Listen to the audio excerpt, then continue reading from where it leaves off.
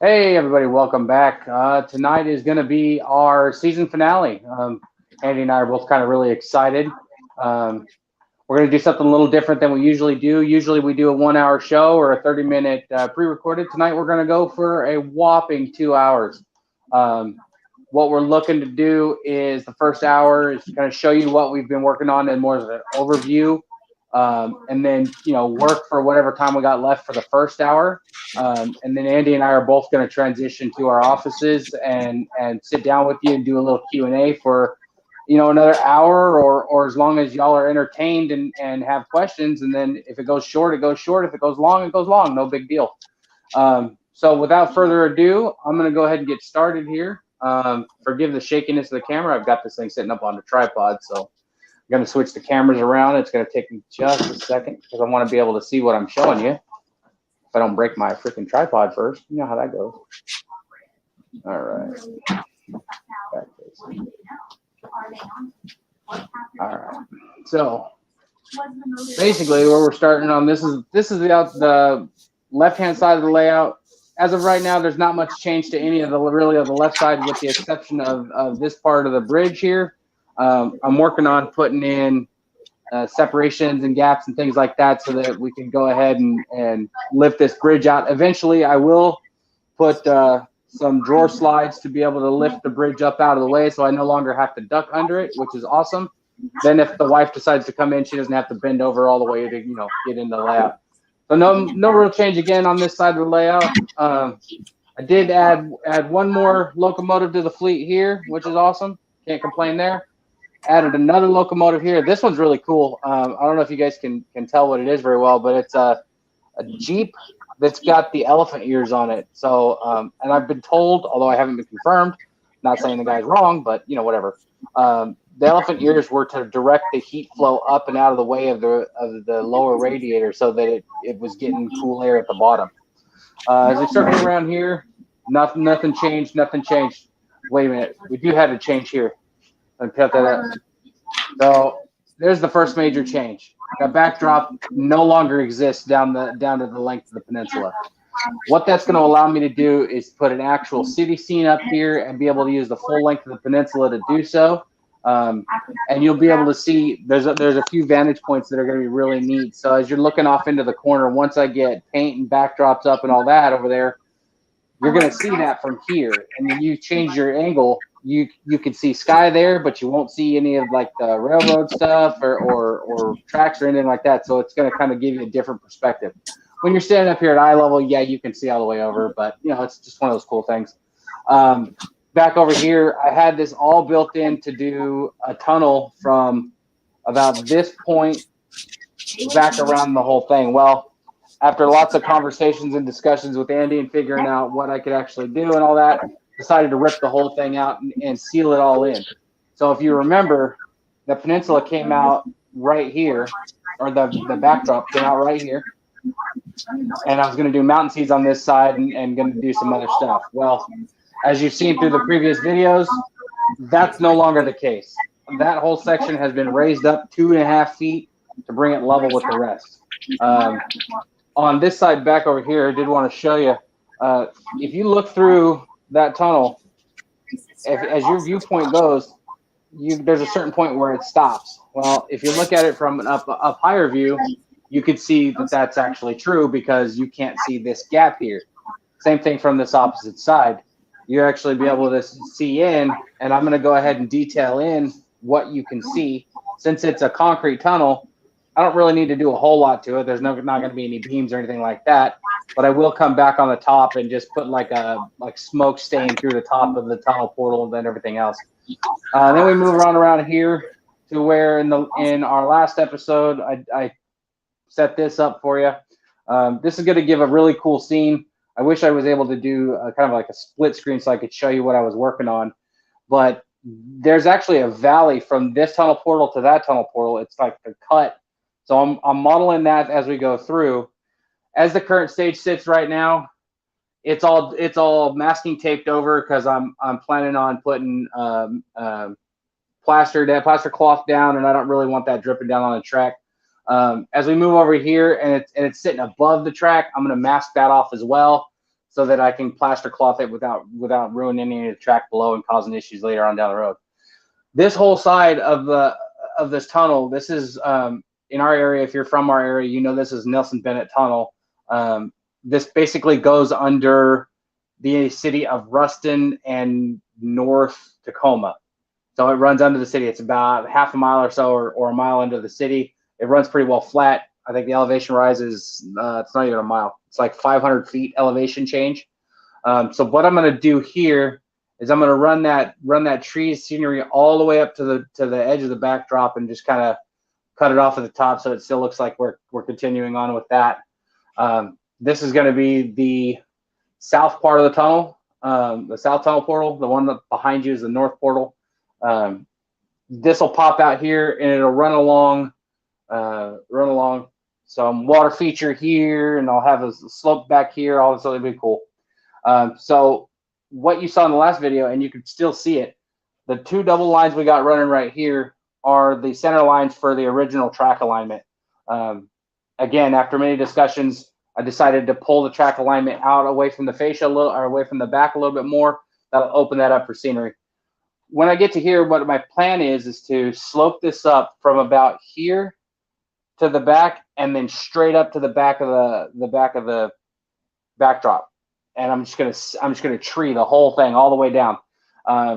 In the real world, in the prototype, that's pretty much exactly what you will see if you look at it from the water side. It basically goes up for track and then shoots straight up to where it peaks off. So we're going to continue that, and we're going to do that all the way down through here. Sorry, my camera's getting a little fuzzy here. And I don't know that it's going to change it, so we'll just have to deal with it, I guess. Once we get out to here, to this side, this open space here, what I'm planning on doing is a section of the Tacoma Narrows Bridge coming right off the backdrop straight to the fascia. So that as you kind of come in, you see these couple of bridges on top of each other, or it's just kind of set sideways. Another major change that I had to take care of and fix was this turnout here. Originally, this turnout started back here on the bridge. Well, when I would run this direction, no problem. Even coming out of there and making that corner, wouldn't have a problem. When I'd run it back the other way, then it would hang up. So we have to switch that and fix it. So here's where we're at with that. Tonight, what I'm hoping to get done for you in front of you guys, because like I said, we're going to go ahead and continue working, is I'm going to go ahead and get these guardrails set, and I'm going to try to get this other side over here set back up and get it be able to function again without having an issue. So without further ado, that's the end of my update. I hope that you guys see just how much of a difference we've done over the season. If you have any questions, please feel free to throw them in the content in the chat, or save them until the end of the first hour, and then we can address them in more detail later on. Andy, it's all you, buddy. So you guys have seen the modules as they progress a bit, but I finally got a couple of them set up in the room here. They go up high along this back wall. You can actually see along the back wall, I've taken all these lower modules down all the way around over there. They're down all the way around the room. There'd be 6 or 7 modules. All of those modules are getting modified and updated and going into a framework like this. I'm really a fan of this particular arrangement. I'm going to turn the camera around and continue working on some of mine too. I've kind of fully adopted the Toma approach. I started my layout before that title had been published, something like 6+ years ago now. But once I had heard that title, that's about the most appropriate. That's Joe Fugate and others at Model Railroad Hobbyist have kind of popularized this title of the one module approach, Toma. The approach has something to do about how you construct it, how you build your framework, a little bit, but not that much. You can build in a bunch of different formats and meet the Toma. It's more of a design philosophy and an execution philosophy with less emphasis, at least the way I understand it, less emphasis on the steps in between. So you can build an L girder, I'm assuming, Toma style layout, but I've really adopted it. And part of that approach is the idea that you could nearly complete, if a layout's ever quote unquote complete, you could bring a layout to a reasonable level of completion for integrating it into your layout. I especially plan to do that when I build a building out back or build a new home, in that I could take this current layout, implement it as is, and then I could work on modules, have them some level of completion before I integrate them. So before I put these all the way up against the ceiling, the track height on this module is 79 inches off the floor. If you've been in any of our nightly chats, you've heard them pick on me. I'm not the tallest fella around. So 79 inches is for sure above my height, above everyone's height. So I have some raised floor sections to construct. And I've spent the last maybe couple months kicking those around, talking about those in our nightly chats, getting, people's opinions on how to do that, because it's not super simple. But with the raised floor section, that'll raise you up 21 or so inches. It'll put this up at eye level where I like them. And when I move to the office in a little bit, before we do the Q&A, I'll show you the iteration of the track plan. I'm not sure, I won't go into too much detail. We'll just talk about what I've currently built and focus on that. But you guys have not seen my plan since season 1. And a lot of changes, especially around the top layout, have kind of reshaped some of my focus, partly in solving a few issues that I've likely mentioned through this series. And one of the few mistakes that I feel like I made, that was an unforced error. There's things that are just the nature of fitting a layout in the room that I'm in, the size of space, etc., that I just have to contend with. But then I made the layout 24 inches deep because I didn't know any better. And that's definitely too deep for nearly all the places on my layout where that's the case. I have a town seat above you. That'll stay at 24 inches. Virtually everywhere else, I'm cutting those modules down. That's why all of these are down. I'm cutting them down to 20. That's kind of my preference, but 18, various things. And in a lot of cases, kind of serpentining or following the contour with the front of the layout where it makes sense for the top deck and the lower deck to be straight up and down. So I'm going to reposition my camera and get my camera down so I can do some work. But in the TOMA approach, to bring it to a reasonable level of completion, which is especially true on a layout like mine that's at eye level or much above eye level, this makes a lot of sense. So I've been working on getting the track work done. Although I've talked about that before, I do that pretty late in the process. I want to know that we're happy with it, but I have been laying ties and I have been laying some of the stuff already. I've already started constructing turnouts for it. But tonight I'm going to finish up on some of the scenery over here, get the basic airbrushing down that I need to do, the last adjustments, and maybe do some static grass as we kind of chat about this stuff. So I noticed that Ron Bryce is asking, how can you get the train out of the tunnel if it derails? Well, what I'm going to do a little bit down the road, in fact, it's going to be an off-season project, is I'm actually going to be going through my entire layout and separating each section of my layout as I originally intended to do.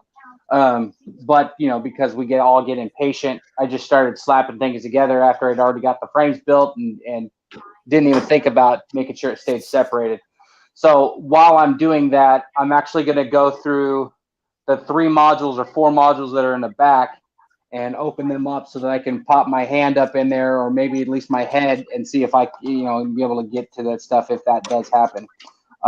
With that being said, though, I have built those absolutely flat and level, so nothing really should derail in there. All of my tracks going through there have been measured really, really tightly to make sure that kind of thing doesn't actually happen. But as we know, everything happens all the time. Interesting. I just seen a post maybe the last hour or two on Facebook. Mike Rose Hobbies or MR Hobbies, and I follow him on Facebook, of course. And he's got an awesome layout, Conrail layout. But he was talking about a car that he had found on a kind of turned over on the side of a staging lead or something that was under track work. So it's interesting that you mentioned that. I do think that's something that's really difficult to always plan for.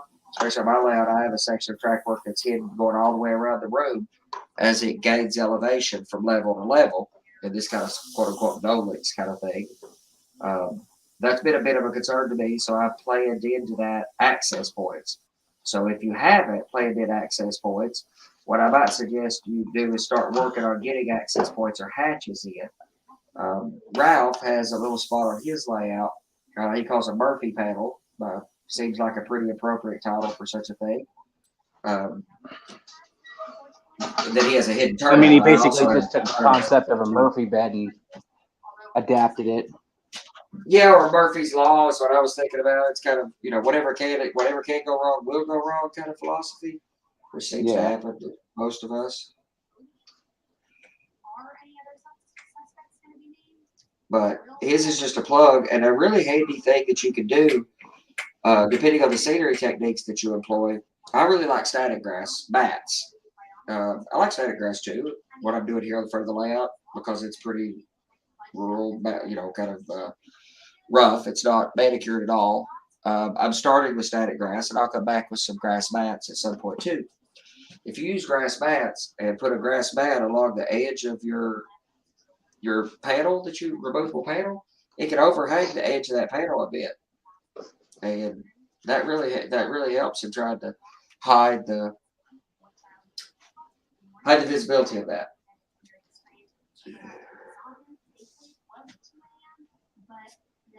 Seriously, something must happen in that 6-hour window in the middle of the night, whether he wandered off, whether he was abducted.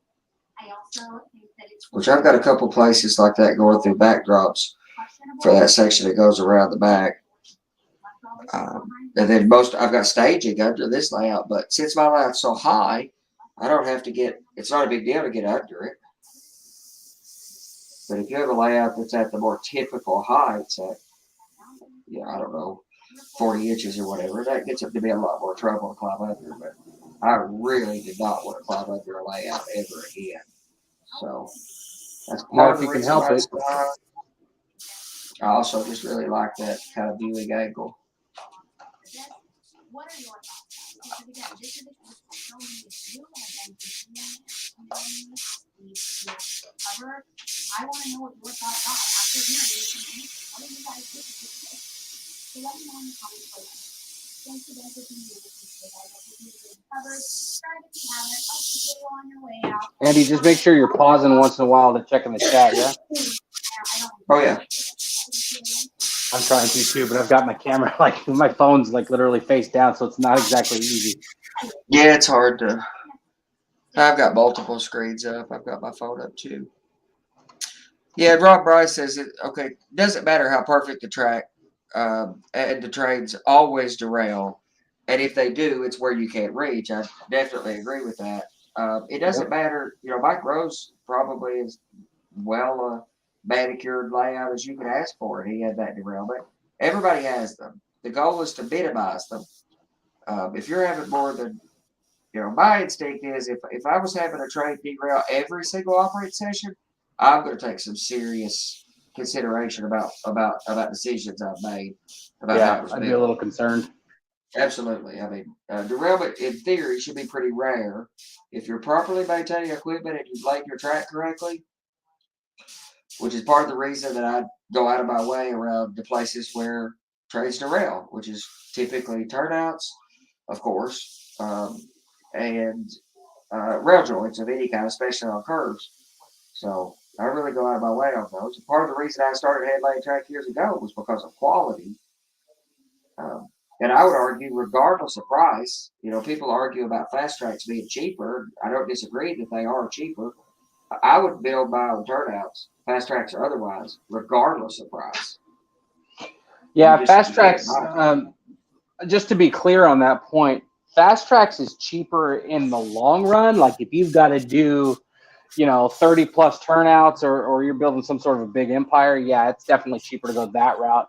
But the other side of that though is if you don't have that much, it's really probably not for you unless you plan to, turn it into a business or grow the layout later on down the road, or you've got some plans later on. Well, my argument for headlight track, whether you go to the trouble, the fast track fixtures make it faster. But we've been, especially in the hobby in general, the royal we've been headlighting track for almost 100 years. So you don't need a fast track fixture to headlight track. And for that matter, fast tracks gives away all of their templates that you can build on paper. And I mean, I don't use fast track fixtures because of the detail parts I use, and I prefer cast frogs.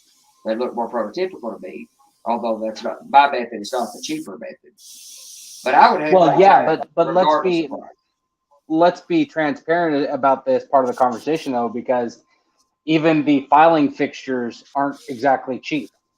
The basic tools you need to do this stuff aren't exactly cheap, and you don't need them. I mean, it makes it easier for sure, but they're not cheap. So really got to look and see if it's worth it going hand laid, or depending on, like I said, depending on how many you're doing, it might be more advantageous for you to just buy commercial turnouts and just drop them in. Or the other option is find a buddy or some other individual who's willing to build them for you at a reasonable price, and then go that route.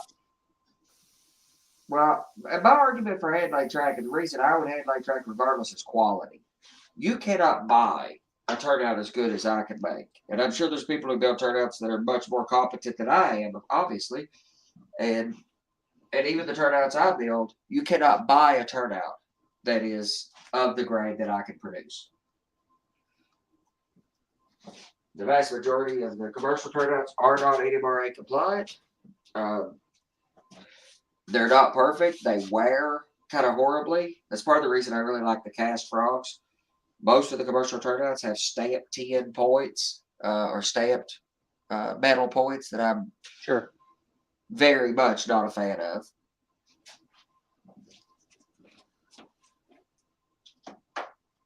But if you are selective about your turnouts, microengineering turnouts are really quite good, but that stuff's getting hard to find, and all evidence is that's going to get more difficult.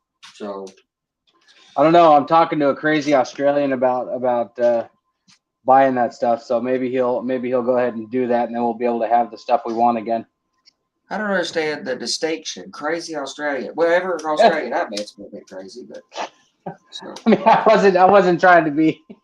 I wasn't trying to clear into an entire country worth of people, That's right. But yeah, I'll guarantee that pretty much every Australian I've met's a little crazy. So yeah, like putting an extra L in word solder. What's that all about?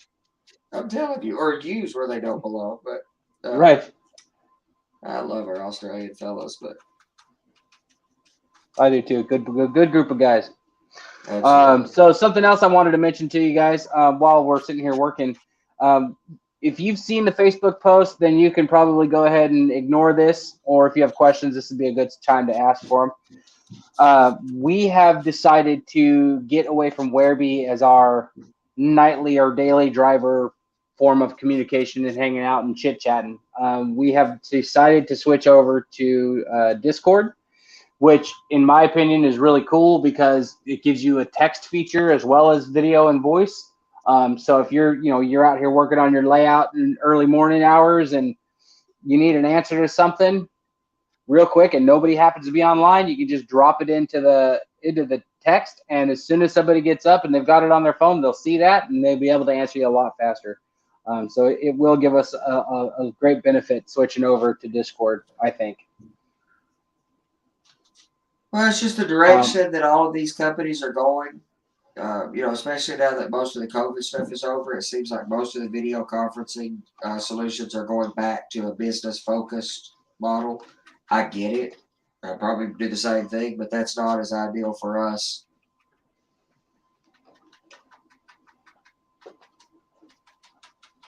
Yeah, and like I said, I think for us overall, it's going to be better. And honestly, it's a free service, so can't beat that. Free 99 is the best price as far as anybody's concerned, I think. Yeah. Now you can pay for parts of it and get more features out of it, of course, but. And if that makes the sense for us, then fine. Now you do have to have while I'm thinking about it, you do have to have an invitation code, which I have already put up on the Facebook page the actual invitation link is in that post. So all you have to do is scroll down. If you want to take the time to read through the whole thing, great. If not, hey, look, it's long. I get it. Don't stress it. And it is long. It's like almost like Andy wrote it, but I promise you, I did. But the link's at the bottom of the thing. Join us, and there's a whole bunch of guys in there already. I think we're up to like 15 or 16 people that have joined the server, and we'd love to hear from you. So it's a great thing to start with.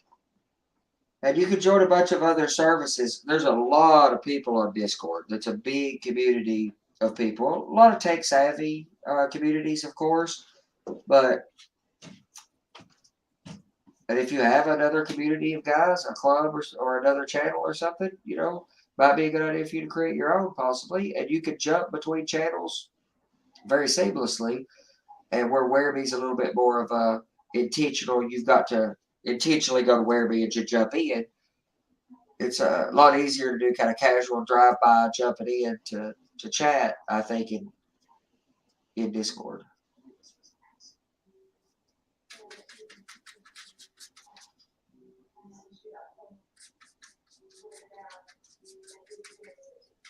So if I'm just taking a break while I'm waiting for glue to dry. So while I'm doing that, I'm just kind of looking through the comments here to see if there's anything that needs to be addressed. Wow, that lighting sucks. Hold on, let me see if I can fix that too. Good Lord. Why are you naked for? I do use some Detail West parts.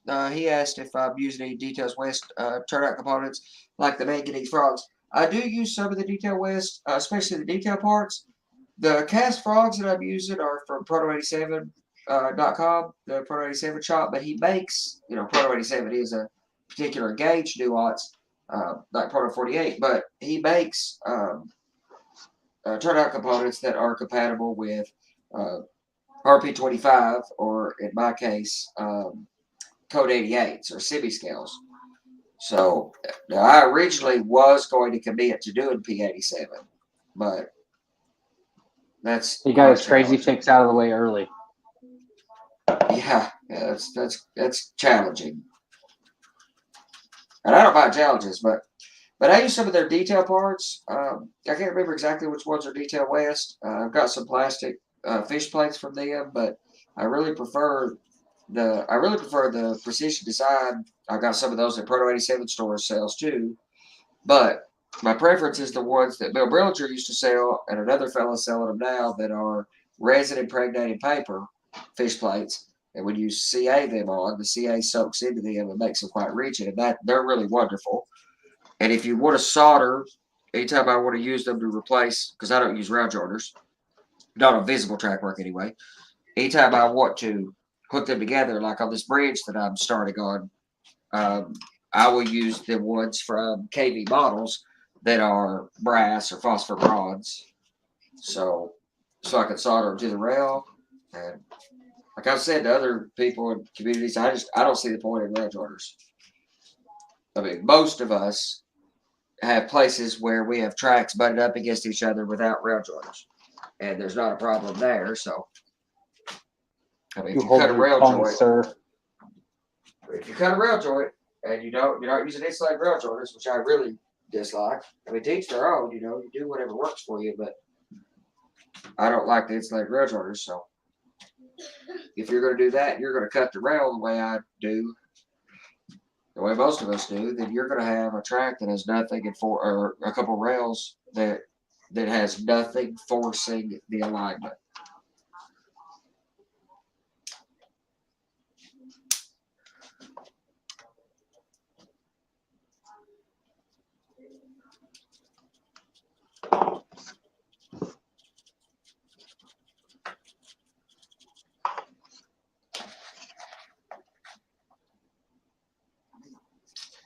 I've been poking around looking. I've got all the parts for a new static grass applicator. I'm going to build it, but I've got all the parts for building a new one,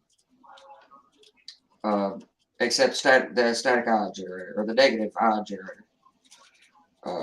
I've been looking. I got a pretty awesome one for Christmas. I want a strong one, so I'm trying to find. Like years ago, Mike Phillips, Waterman Mike, had turned Johnny on to like a 40,000 volt negative ion generator, and I'd really like to have one that's kind of like that, where where I could also defend my life with it if I needed to. Yeah, you probably have to. I actually got a Static King for Christmas this year, so that was pretty awesome. I heard pretty good things about those units too, though. And the dock ones are really nice. They're just pricey. Yeah, that But Static not King wasn't cheap necessarily. either. I gotta tell you that right now. All the good ones are kind of priced. Yep. But these little jobbies that you build, which I built a few of, they're okay for small stuff. But if you want to stand up 6 quite reliably, let alone anything taller, you need something stronger than these things put out from a negative ion generator perspective. Right. So, which I do really like. I don't really love the closed basket arrangement that well. I really like this open thing where you can mix and match grass as you're working. You know, that's one of the cool things about that Static King. So it's got the open well, like you're talking about. Okay. But the reservoir, but it actually has a divider that you can place in it. So you can, do a 4 mil on one side and a 6 mil on another side. Oh yeah, so you don't even have to mix your little stash. Yeah. So you could just throw it right in there, one size on one side and the other size on the other side and go to town, which is kind of cool. Yeah, man. I haven't played Yeah, with it yet, of course, but because as is per usual for me, I buy all these cool tools and then it, takes me forever to actually get to using them. That takes time. You got to learn them. You got to spend time money. with them. Drives my wife nuts, but what are you gonna do? I think that's what we're supposed to do. Right? That's my assumption. I really like the open basket. Actually, what my preference is and what I'm going to build, if any of you guys have seen a device called a flock box. It's a flat surface. It's a little box. It's flock box. You can stick some adhesive down on a piece of aluminum foil stuck to something or a piece of metal of some sort, a baking pan or something, cookie tray, and you can turn it upside down and run it across the top of that box, and it'll pick up the grass vertically, flying through the air, which is really neat. It's worth looking at the YouTube channel for that because it's just a cool effect. So that's kind of handy, really handy for making trees and for a range of other things you might want to do with it. But you could also, especially since I'm gonna build mine, probably, is you could hook cables to it, so you could have alligator clips. So you could hook an alligator clip to any, kind of any basket that you wanted to work with. I mean, you could just buy a T-strainer and hook it to that. Or my favorite thing, I think, is likely to be these grease traps that go over a frying pan. It's a very fine mesh, and it's a large surface. So you could throw a bunch of static grass on top of it and just knock it around with a stick like I really like doing. And I could have, say, 3 or 4 different types of static grass on it, just kind of knock around which one I wanted to mess with at the time. Yep, absolutely.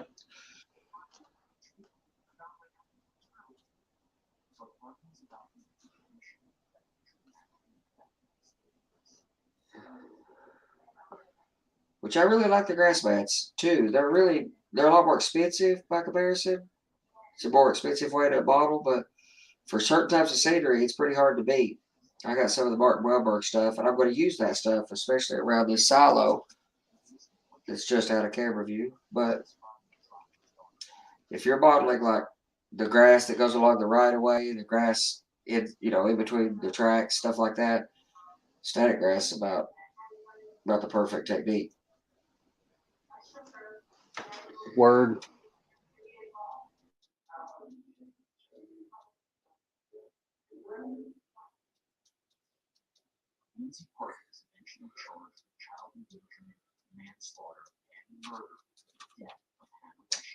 Kind of thing I find that works real well too with these little cheap jobbies is these little things we make is running around after you've laid all the static grass down and kind of stand it all up because it's not a lot of charge.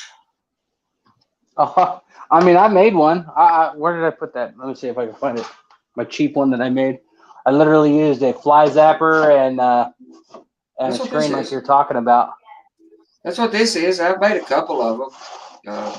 I've improved on my modifications to them a little bit and cranked them up and changed the batteries in them. So this one was originally running on like 2 AA's.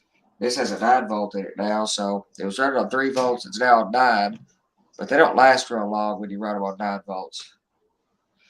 They burn out or something. Obviously, they would. They're not that strong. No, I actually 9 volts, tested that, man, and it'll get you. that's what I figured out. It just wasn't that strong. Well, when I converted it to a 9 volt, it's quite a bit stronger.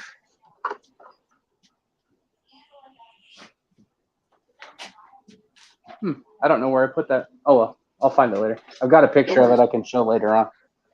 Well, I've had several of them all on my own too, because my first one I think the first one I built, I used like blue tack or something to kind of hold the basket in at the end.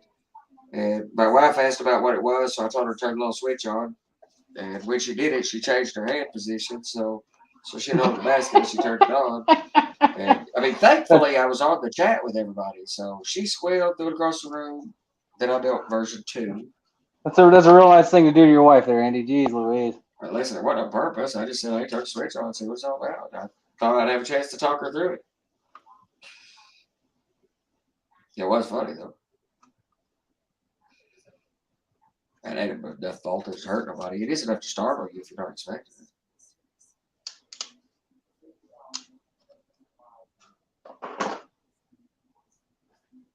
And then when I started at lay straight grass, I always come back and dust it with this finest dust of dirt stuff I've got, because I don't find that the static grass always covers completely. And even though I'm using Mod Podge or Matte Medium or something like that, it can still be sometimes either shiny or it changes the color of the dirt that's underneath this stuff. So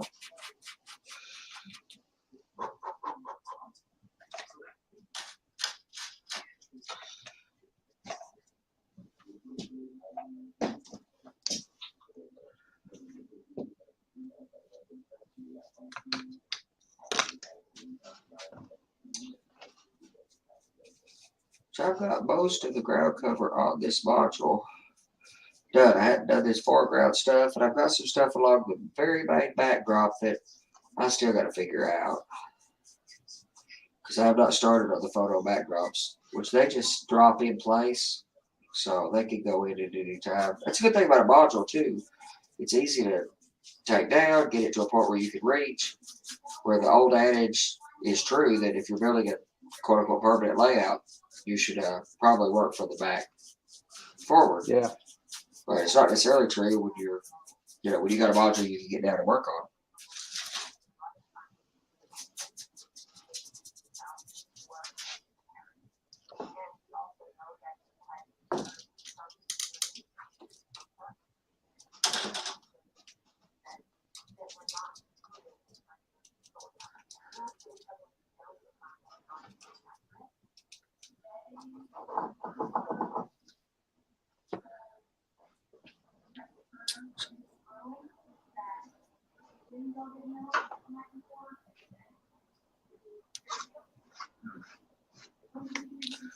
Actually, I can show you all of this stuff that I've done recently. I've done all of this shaped, the colored. I haven't grasped this and stuff yet.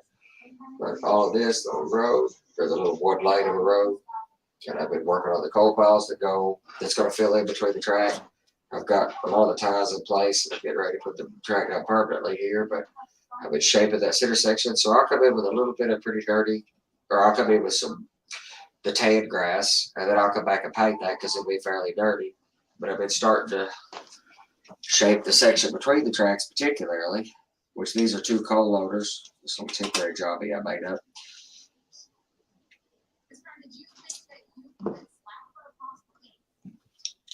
But I just haven't done much of the foreground yet. And I've got the background dusted and covered. I need to come airbrush that. And then I've got all the back shaped. I just haven't populated it with trees and stuff. I did start over here populating a few trees, but not a big deal or anything. I need to make up some forest floor stuff because I've not had the best luck with natural leaves. Really? They change color in a way that I don't like. They don't keep their color, so I'd really like to use natural. Even if you sealed them up really good, they wouldn't hold their color very well? I don't know. I even soaked them. I've tried a couple different ways. They make a good base, and then you can come back after the fact and use some of Scenic Express's forest floor or deadfall.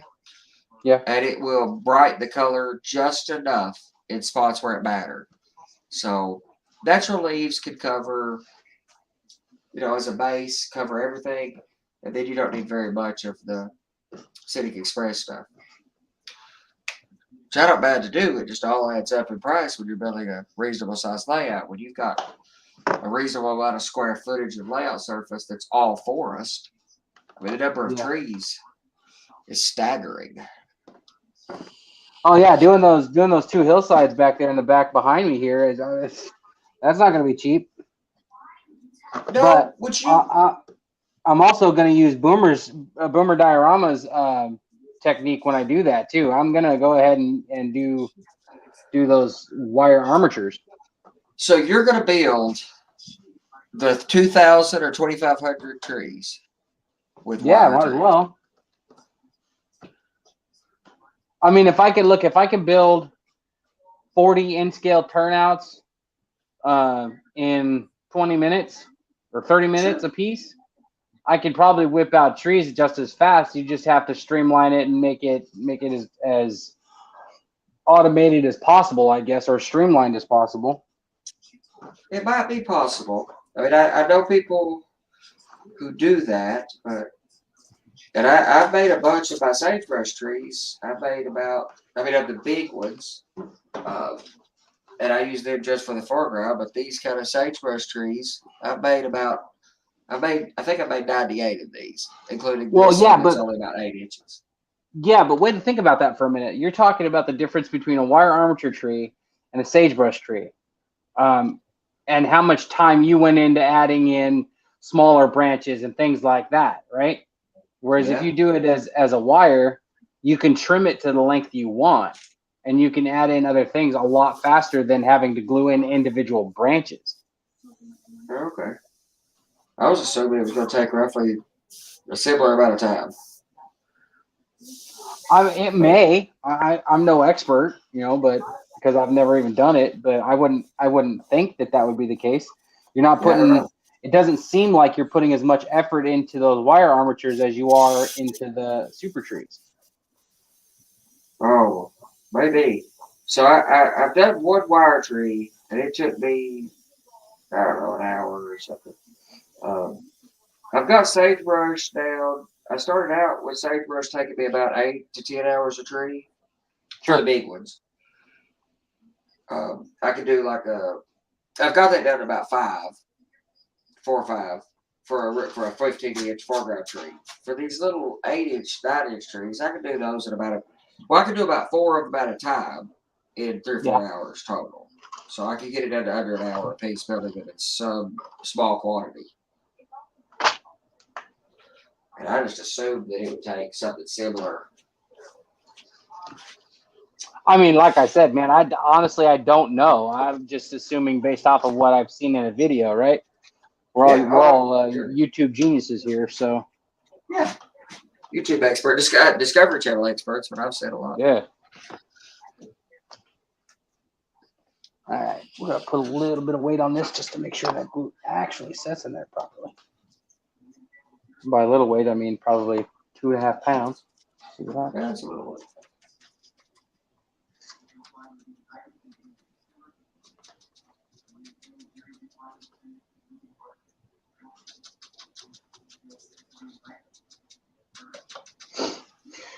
All right, so. Why are you naked? About Southern. Yeah, so when I moved from the steam era, I really love the 1950 era. I'm a guy who likes machines, so steam engines are a natural thing for me to like. But they're just very complicated to model. Well, not complicated, expensive. So if you have enough money, you can model steam, but and it's not that modeling diesel is necessarily cheap. I mean, these are $250 a piece locomotives, Skytrain's rivet counter stuff, and I need about 40 of them to have a meaningful operating session. So that's a pretty good chunk of money all on its own. That's $10,000 in locomotives.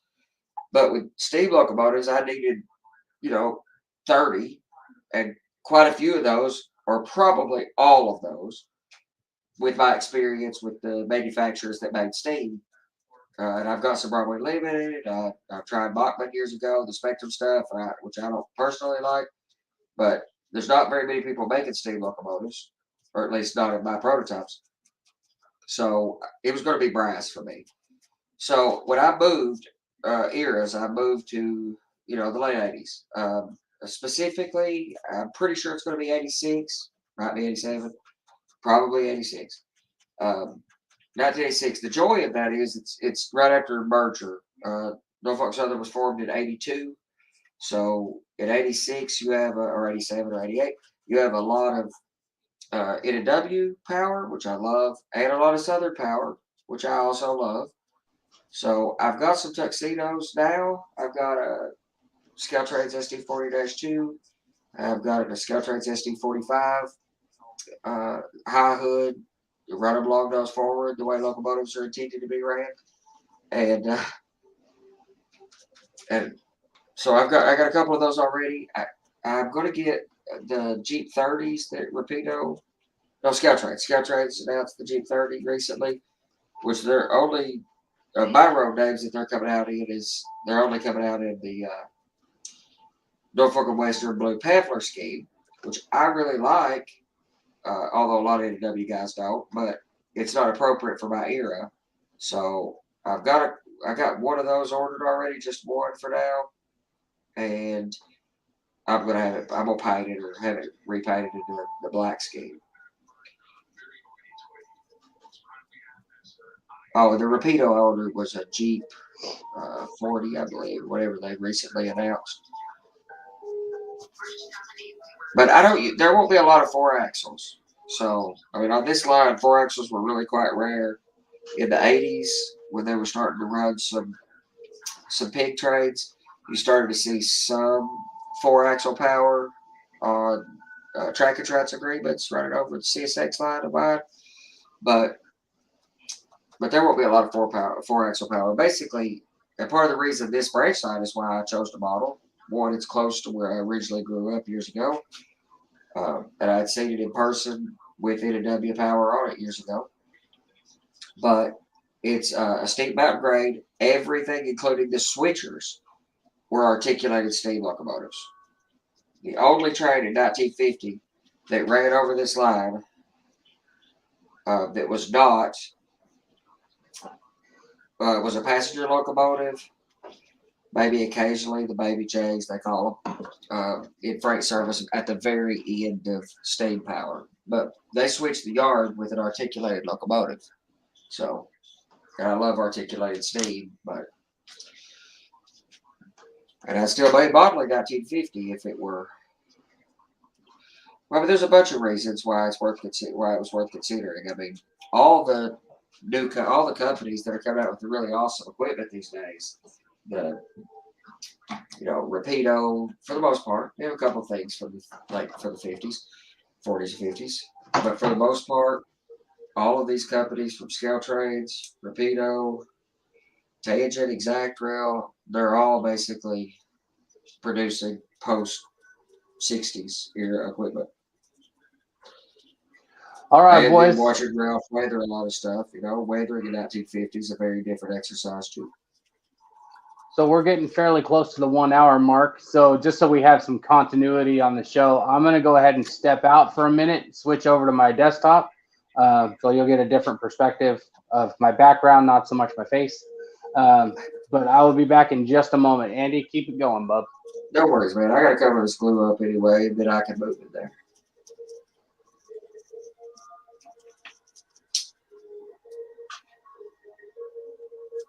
But I like the tuxedo stuff.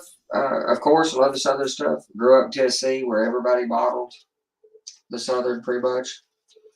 I was kind of the odd man out as an L&N modeler, not completely, but most everybody was Southern modelers, and I was an L&N modeler for years. And another reason I modeled the line I model is that it has a former clinch field that crosses in on the lower level of my layout at grade, and I have modeled that as fully functional and operational with through staging, so I can operate that line, which in 1986 is the Seaboard system. Just before CSX really didn't come together until 86, so you won't see CSX paint unless I change the year to 87 or late 86, because I'm modeling spring. I think a lot of us don't commit to a specific year. Well, that's fine. Pick a decade. Run whatever you want. It doesn't matter. As long as you enjoy what you're doing, that's all that really matters. But we all kind of pick a season, whether we commit to it strongly or not. But just if you scenic your layout, you're committing to a season of sorts.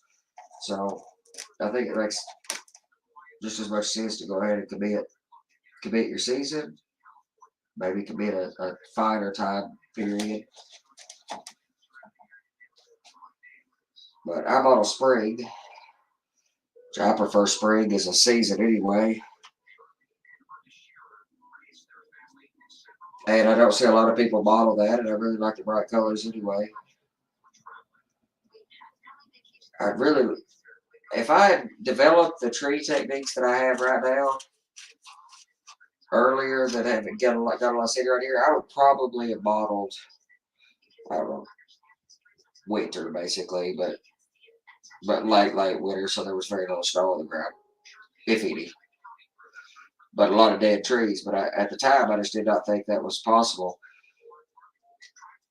I do really like the super trees for background trees, but they don't do enough for me on the immediate foreground of the layout. So I had to develop some techniques with that. And I tried the wire technique that Bernard Ramos has showed recently. His are really good. And I think I may actually do some wire trees, especially conifers.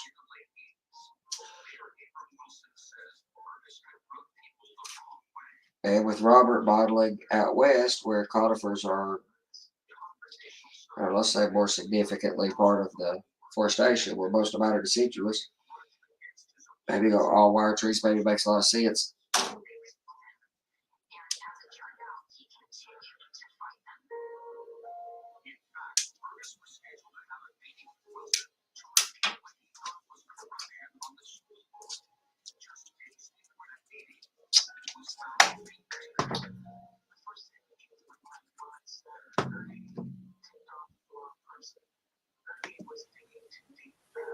All right, brother.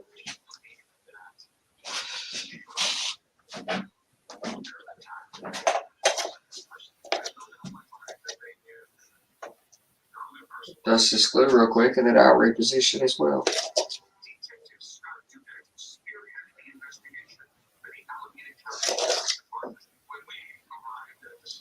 Which I don't know how much, if any, you guys actually looked at the original track plan I layout, but the top level sure changed a lot.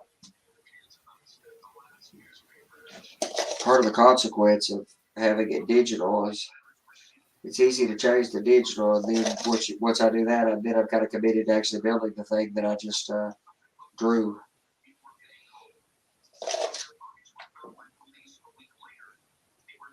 Which I could only produce a digital drawing for the first season of Empires, because I had drawn it on paper.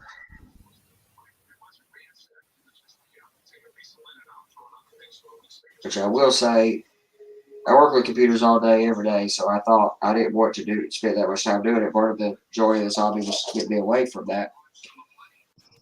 But I really wish I had started from the beginning drawing it digitally. Although there is a distinct chance that I would have just spent 2 decades drawing a plan and never built anything too. So.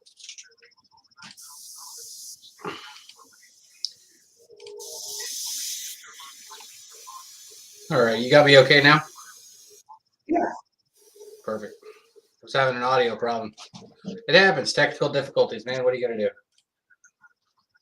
Yeah, technology, you're gonna have difficulties. I work with it all day, every day. It's still gonna be difficult. I mean, we forget we're only about 30 years into the mainstream adoption of technology. When my grandparents had a car that was, cars have been around for 30 or 40 years, they still had horses. Those cars were not 100% dependable. Yet we're 30 years into technology and completely dependent on it. Mm-hmm. And I love technology, obviously, but I am uncomfortable with the level of dependence we have on it. Sorry, my camera's off. We're right at 5 o'clock here, so it's dinner time, and I'm trying to wolf down a quick piece of pizza. Chew quickly. I'm Yeah, doing my pizza. best. Hoping I don't choke.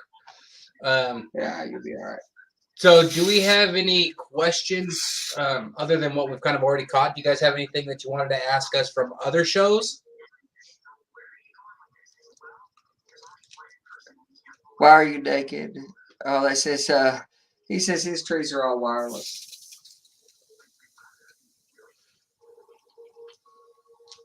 He'll be here all night, folks. Be sure to tip your waiters. Yeah, I'm really interested to see what happens with. I want to do some wire trees. I was saying while you were gone about that. I really, for conifers, I think wire trees may just absolutely be the way to do that. And out west, what you're modeling, it's largely, for the most part, conifers anyway. It's actually a pretty solid mix. Oh, okay. Here, the vast majority are deciduous.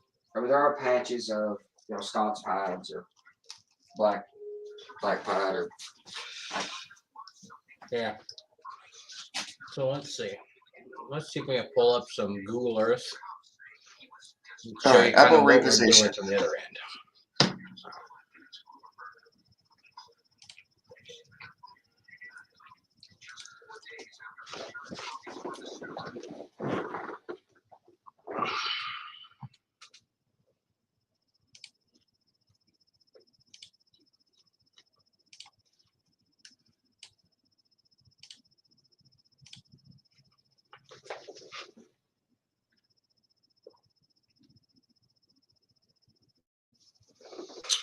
All right, so that's kind of a good cloud cover. Interesting. So when I was talking earlier about looking at the hillside from the water, this is kind of where we're actually looking at, right along here. So I'm going to zoom this in for you just a little bit and kind of show you that perspective from down at roughly track level.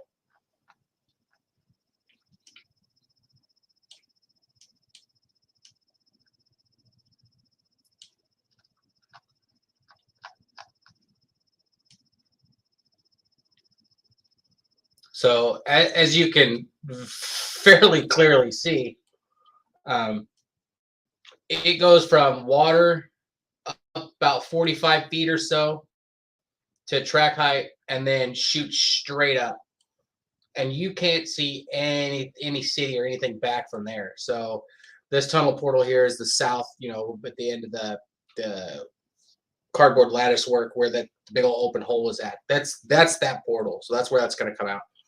And as you kind of pan around and look back down the waterway, it doesn't really change all too much. There's a couple of places where you might spot a house at the top of the hill or like a college dorm here or whatever that happens to be.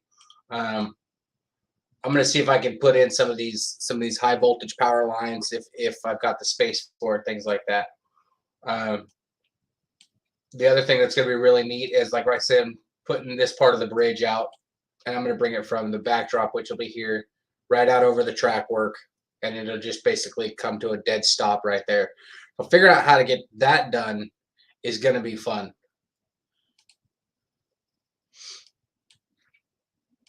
And then back under here where we were talking about running underneath the city. So that's that tunnel portal. Let's put it the other way.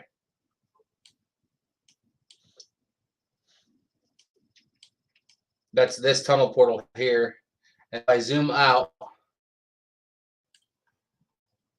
you'll be able to see where it actually runs because I've kind of plotted it out on Google Earth, which is really, Google Earth, which is really kind of neat because it also gives me elevation profiles. So as long as you're not too dead set on exact footage by the inch, you get a pretty good idea. Elevation. So this is actually the elevation change for the entire area. Where was the one I was looking at?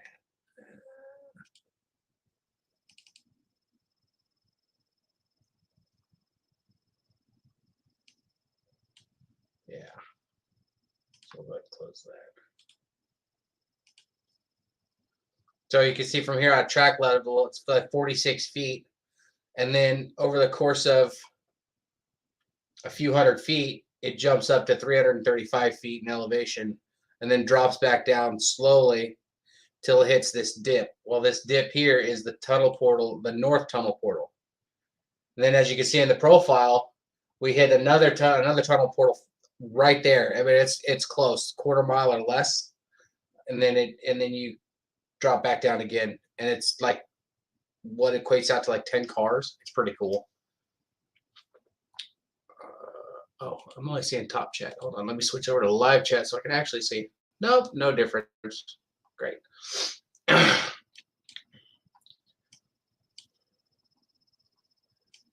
But it's gonna be really neat once I can actually get it done. The other thing that we're looking at is we are gonna have a season 4.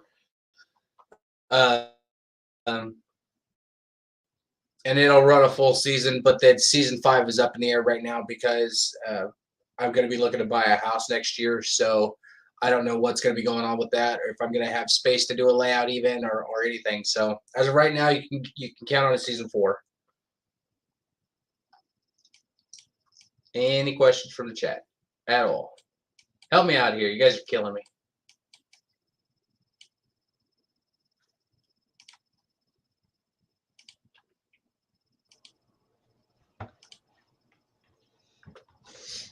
Oh, good. You can save me. These guys have been just dead for the last 5 minutes while you were switching.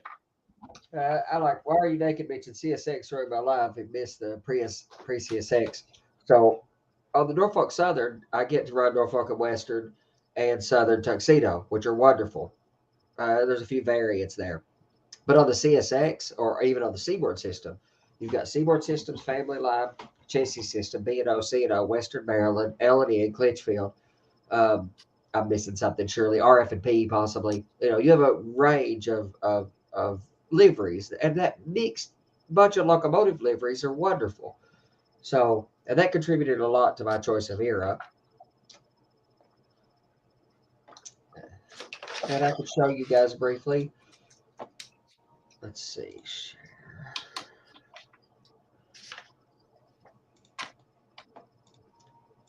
So this is the section that I've been working on. These are the 3 modules. Obviously, the one with the bump out the silo is that, that top module.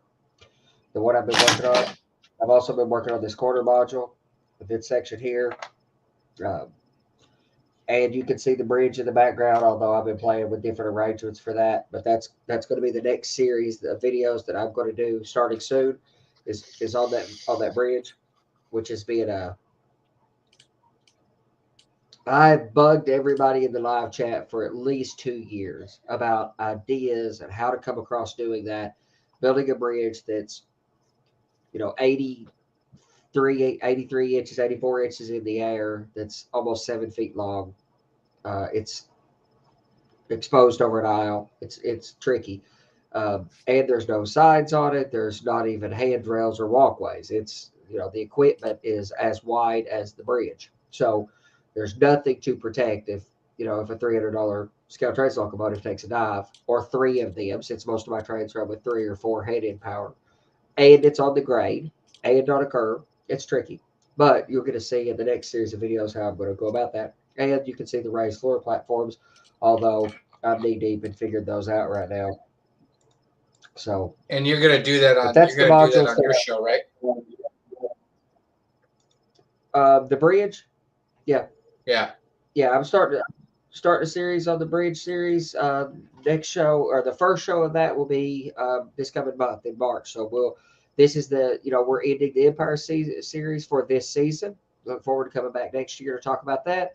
In the meantime, I'm going to produce the series on how I and the community have come together to help me figure out how to do that, and a series of shows on how I'm going about building it. So, and it's a bit unique, let's say. But the construction methodology is a bit unique. The requirements for it are a bit unique. I'm not the first model railroader to build a bridge over an aisle for sure. But of this bridge type of What? stuff, Come on. I've seen, I found just a couple examples of that, surely. Just a And I've couple. seen a few examples. There's a G scale layout called Intertrainment Junction outside of Cincinnati that has some bridges going over the walkways, the public walkways. They're going over 10 or 12 feet, but there's plastic and all kinds of stuff to protect them. It's G scale, the way they're building them. I'm trying to build a prototypically accurate bridge, and not a bridge that has sides or a bridge that lends itself well to going over an aisle. Actually, I've got to produce several that like that go over aisles. But these are the modules that I've been working on. This is the end of this branch line. Um, but this thing has changed considerably. When you guys see these plans, which I'm not everybody's a fan of this stuff. I am. I go look at people's track plans when they share them. I'm sure probably that may not be everybody that goes and does that, but I've always been kind of obsessed with that. I've got track plans. I've been collecting digital copies of track plans that I've been collecting for 15 years. Everything I find that's interesting, I save it. I've got probably a few thousand saved in my. So you're a track plan hoarder. I'm probably a hoarder of a lot of things, or at least my wife would say. I would say I am a highly functional pack rat, but fair enough. But, yeah, or high functioning hoarder. I think that's what Adam Savage calls himself, and I can't disagree with that association. But this was a great. I mean, the stuff that's come out of this plan and how it's evolved on the top level.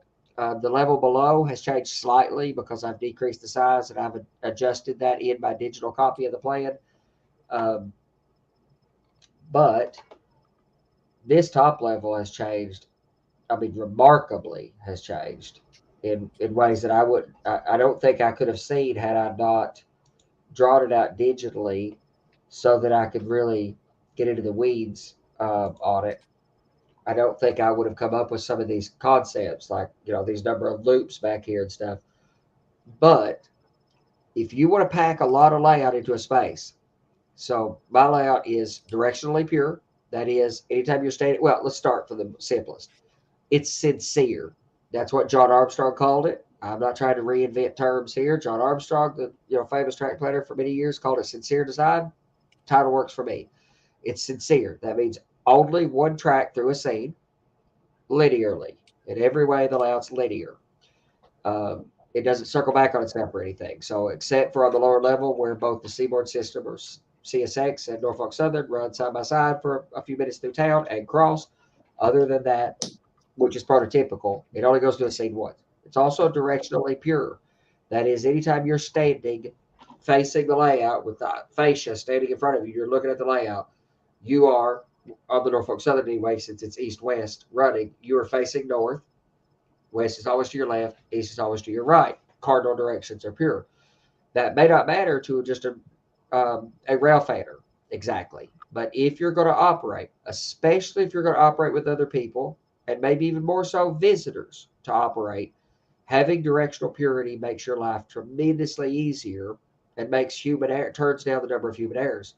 Something that operators rarely take into account, I think, is on the prototype.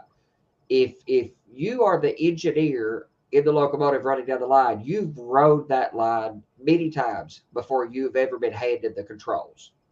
There's been a period of transition. There's been training. You've learned the line.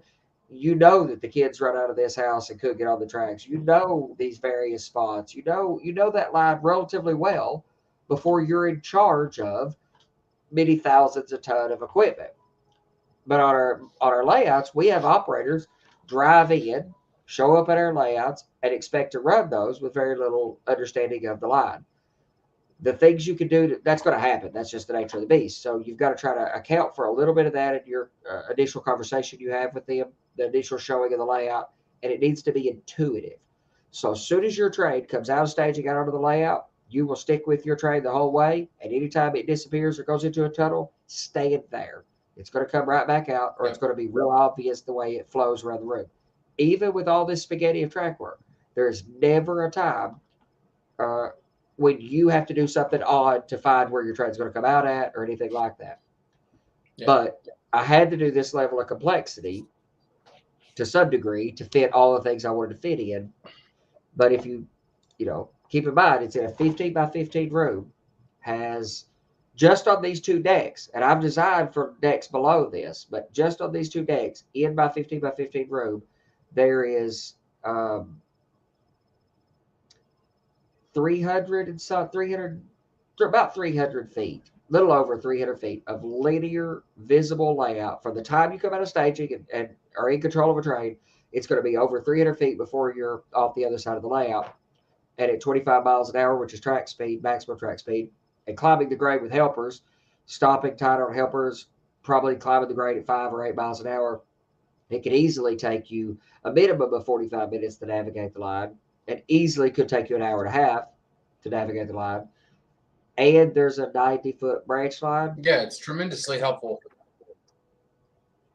I think you get some lag. It's tremendously helpful to be able to stand at the fascia of the layout and know that, okay, especially on my layout, if I'm running, right to left, then I'm running north. If I'm running left to right, I'm running south. It's tremendously helpful to know as soon as you walk in, because then you can orientate everything based off of that. And the key to that is, if you know that you're holding for a westbound or whatever, or a southbound in your case, you don't have to try to figure out what, all you have to worry about is the trains that are headed, in the direction that is southbound. It becomes real intuitive to you. And a lot of people with multi-deck layouts go around the room, climb a helix or whatever, go back around the room in the opposite direction. So if you're on the top deck, the direction of travel is reversed from the other deck. You can deal with it. It's just another thing that improves the chance or increases the chance for human error in operation. Yeah. That's not life and death. Well, that's not life and death. It's like the layout I'm designing for that 40 by 44 barn that I've been talking about with you about buying. So I'm already planning on a multi-deck layout for that because I really want to do as close to prototypical scale as I can for Tacoma Yard specifically. I've actually got it almost there. I'm about halfway through that yard. It's going to take up a 44-foot wall to do it. But I've almost got it there. But what I'm going to have to do in order to get everything down to, at least down to where I live, I'm going to have to go multi-deck. So what I'm going to try to do is get a helix on one end and a helix on the other, so that when I come down the helix from the top deck, I'll drop right into the yard from kind of off stage or something like that, and it'll come back into the yard, and then do the same thing at the opposite end where it shoots up on a completely separate helix to be able to run the same direction. So we don't have to switch directionalities. If you can stack them or wrap one around the other, basically, so a double track or multi-track helix, helixes take quite a bit of space. I mean, you have to run reasonably wide radiuses or the grades get kind of unruly. I think the controlling factor there is going to come down. I think the biggest controlling factor on a semi-modern HO scale layout is train length. That's the controlling factor. The curve radius controlling factor. The fact that I want to run longer trains, not ridiculous, but I'm running 20. I want to run 30 plus cars here. I'm compromising to 25 car coal trains, for example. But as soon as I can grow the layout, I'm going up to 40 car coal trains. That looks more believable to me with a bunch of power on the head end and a bunch of power on the tail end pushing. It needs to be reasonably long. That forced me into like 36-inch radius curves, or at least 30 plus. 30 plus. And I am modeling the grade prototypically. I have 2.8% grade on my layout, but so did my prototype. So right. But it's and I was thinking about for that one, I was just thinking about doing was going with like a 60 or 65-inch radius, and going 1% because I want to be able to snake a 30 or 40 car train up that thing. And I do intend But to it's all have DPUs on it, as well as a few on the head. So and diesels, and especially modern 6-axle power from scale trains, Athearn, Intermountain, whomever. Yeah. They're reasonably powerful locomotives. I mean, that's why I feel pretty good about getting the 2.8% grade. That's the biggest reason that I moved away from steam. And I was mentioning that earlier. Cost is a controlling factor. The reason I had to commit to brass was my experience with all of the plastics manufacturers made steam locomotives that were unreliable at climbing grades. And my layout is a helper district. It has coal loaders and branch lines and other stuff because that's what it is. But the helper grade is what I've modeled. Beginning to end of helper district is the beginning and end of my line, of what I've modeled. Yep. So that's my interest and my focus. And yeah, that's why, somebody was talking about earlier about derailments. Why are you naked? Said the thought of power on that bridge is scary. That's true. And it scares me, of course. That's why I'm paying a lot of attention to getting it right. Again, there's pushers on the back and power on the front, so you're shoving. And I heavily weight my car. So a 25-car train weighs a lot. They're, a loaded coal hopper's 12 ounces on my layout. So it's a job to push them up the grade. So, but the key is, but your track work has got to be perfect. I mean, it's got to be so close to, it's got to be either perfect or you can't find a flaw in it. Because if you know there's flaws in your track work, that's why you're having derailments. And if you're still having derailments, it's just because you haven't found what the flaw is. But you should get to the point where you think it's perfect and then run it until it is flawless. yeah, chances are if you're having that many derailments, you're probably running like a code 70, and there's a couple of places where it's just not exactly bubble level. Switch over to code 100. You don't have that problem. That's why I run code 100. Well, I don't run code 100. I run code 100 in staging. I'm running 83 and 70 on mine. I don't even think the gauge matters that much. Well, it depends on what you're running, but I'm running all modern HO scale equipment and semi scale wheel sets and stuff. My cars would run on probably code 40, especially if the spikes didn't get in the way or if I soldered it or something. It'd probably run on code 4. They'd probably run on code 40. They'll surely run on 55 because I have some 55 and they run flawlessly on code 55. So I don't even. But gauge is more forgiving. If you run code 100, it is more forgiving.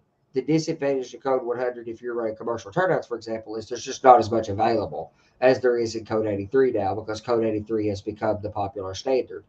If you're making it, it doesn't matter that much. I think code 100 has some benefits for electrical carrying potential. I run code 100 in staging, but mostly because it's cheaper, honestly. Yeah, I've actually seen a lot of people mixing code for their layout. They'll run code 100 on their main line, and then spurs or anything else like that, they'll run, code 75 or code 80, something like code 83. And it just depends on what they're running. I actually like the way that looks. It looks pretty sweet. I love actually higher traffic. If you're going to run the same code everywhere, the difference in code 83 and code 100 is irrelevant. Paint it. It's very hard to see that 13,000. Yeah. I can, but even I second guess myself sometimes on seeing it. I don't think it matters. What the joy of code, of having a choice of codes, is when you mix those codes. So when you have sightings that go from 100 down to, or from 83 down to 70, or go from 100 to 83, but from 83 down to 70 or down to 55, that you can see that. Human eye can't find that 13,000 if that's all that's there. But if you've got code 83 on the main and code 70 on a siding, you can see that that track is lighter than that track. Yeah, absolutely. So if you're just going to run one code, I don't know that it matters that much within reason. But the except for availability possibly. But the joy of having multiple codes is running multiple codes for sure. All right. So I'm looking over here at the chat window here, and it looks to me like we're not getting a whole lot of input from the community, which is kind of par for the course for our group. But at this point, I want to give it one more whack at it before we call it a night. And I want to just kind of open it up. Does anybody have any questions, whether it's related to R2 railroads or you need advice or you got something of your own that you just need help with? If you do, please put it in the comments in the chat there so that we can kind of dive in on it and help you out if possible. Or pick on us or compliments. We're open to anything, man. We're easy to get along with. Yeah, come on. There's 18 of you watching this thing. I mean, surely somebody's got something to say.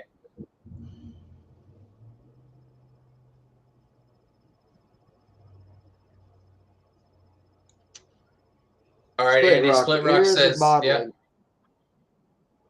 yeah. Go ahead. April You of first. 86, April, May, let's say March, April of 86, between Coburn, Virginia and St. Paul, Virginia currently, about 16 miles that I've compressed 4 to 1. And Norfolk and Western, or Norfolk Southern in about 86, but I also have Seaboard System and CSX running across the line, but just a little bit of it. And for me, I'm actually just modeling modern. I'm basically lapping it from 83, which was the year I was born, to today. So I could really run everything I really want to without an issue. And I am modeling from Stillicum, Washington up to Tacoma, Washington, which is about 16 something miles, 18 miles, something like that. It is an incredibly interesting section of railroad. I mean, I've looked at a lot of satellite imagery with Robert as he figured this stuff out. It's an incredibly interesting, well, scenically, it's an incredibly interesting bit of railroad. Now, when he grows his layout, the ability to grow into that Tacoma yard stuff is going to be fascinating. Although I look forward to seeing what he's done because it's really quite, that's involved. The Tacoma yards are very involved. Figuring out how to scale that down feels overwhelming to me. Like most modelers build yards into their layouts. I have not yet. There's a yard just a few miles beyond what I've currently modeled. And when I grow the layout before long, I will model that yard for sure. But it's relatively small. It's achievable. But you've got people who want to model North Platte or something. That's not possible. I mean, that's just not possible. I mean, I don't think you could model that if you had the space that La Mesa Club has or something. I still don't think you could do that justice. Oh yeah, Southern radio cars. Why are you naked? Yeah. So I've been trying. So I'm running rear helpers for sure, pushers, man help pushers on westbound trains for sure. I am going to be modeling a few of the Southern radio cars. From what I can tell about it, that the Norfolk Southern was starting to experiment with some Southern radio cars, or DPU, became a term afterwards. And I've been trying to find some of the right track resin car kits of that. I haven't found any at any reasonable price, or where I couldn't just buy the Overland brass model. And if you're going to pay $250 for a kit or a car, might as well buy the Overland brass one instead of the resin kit. But so I will have some of those. So Brian says, I mentioned moving possibly and wants to know if my layout is currently in modules or will I have to completely tear it down. So I actually kind of answered that question earlier, Brian, but because you were tardy, you didn't get to hear the answer.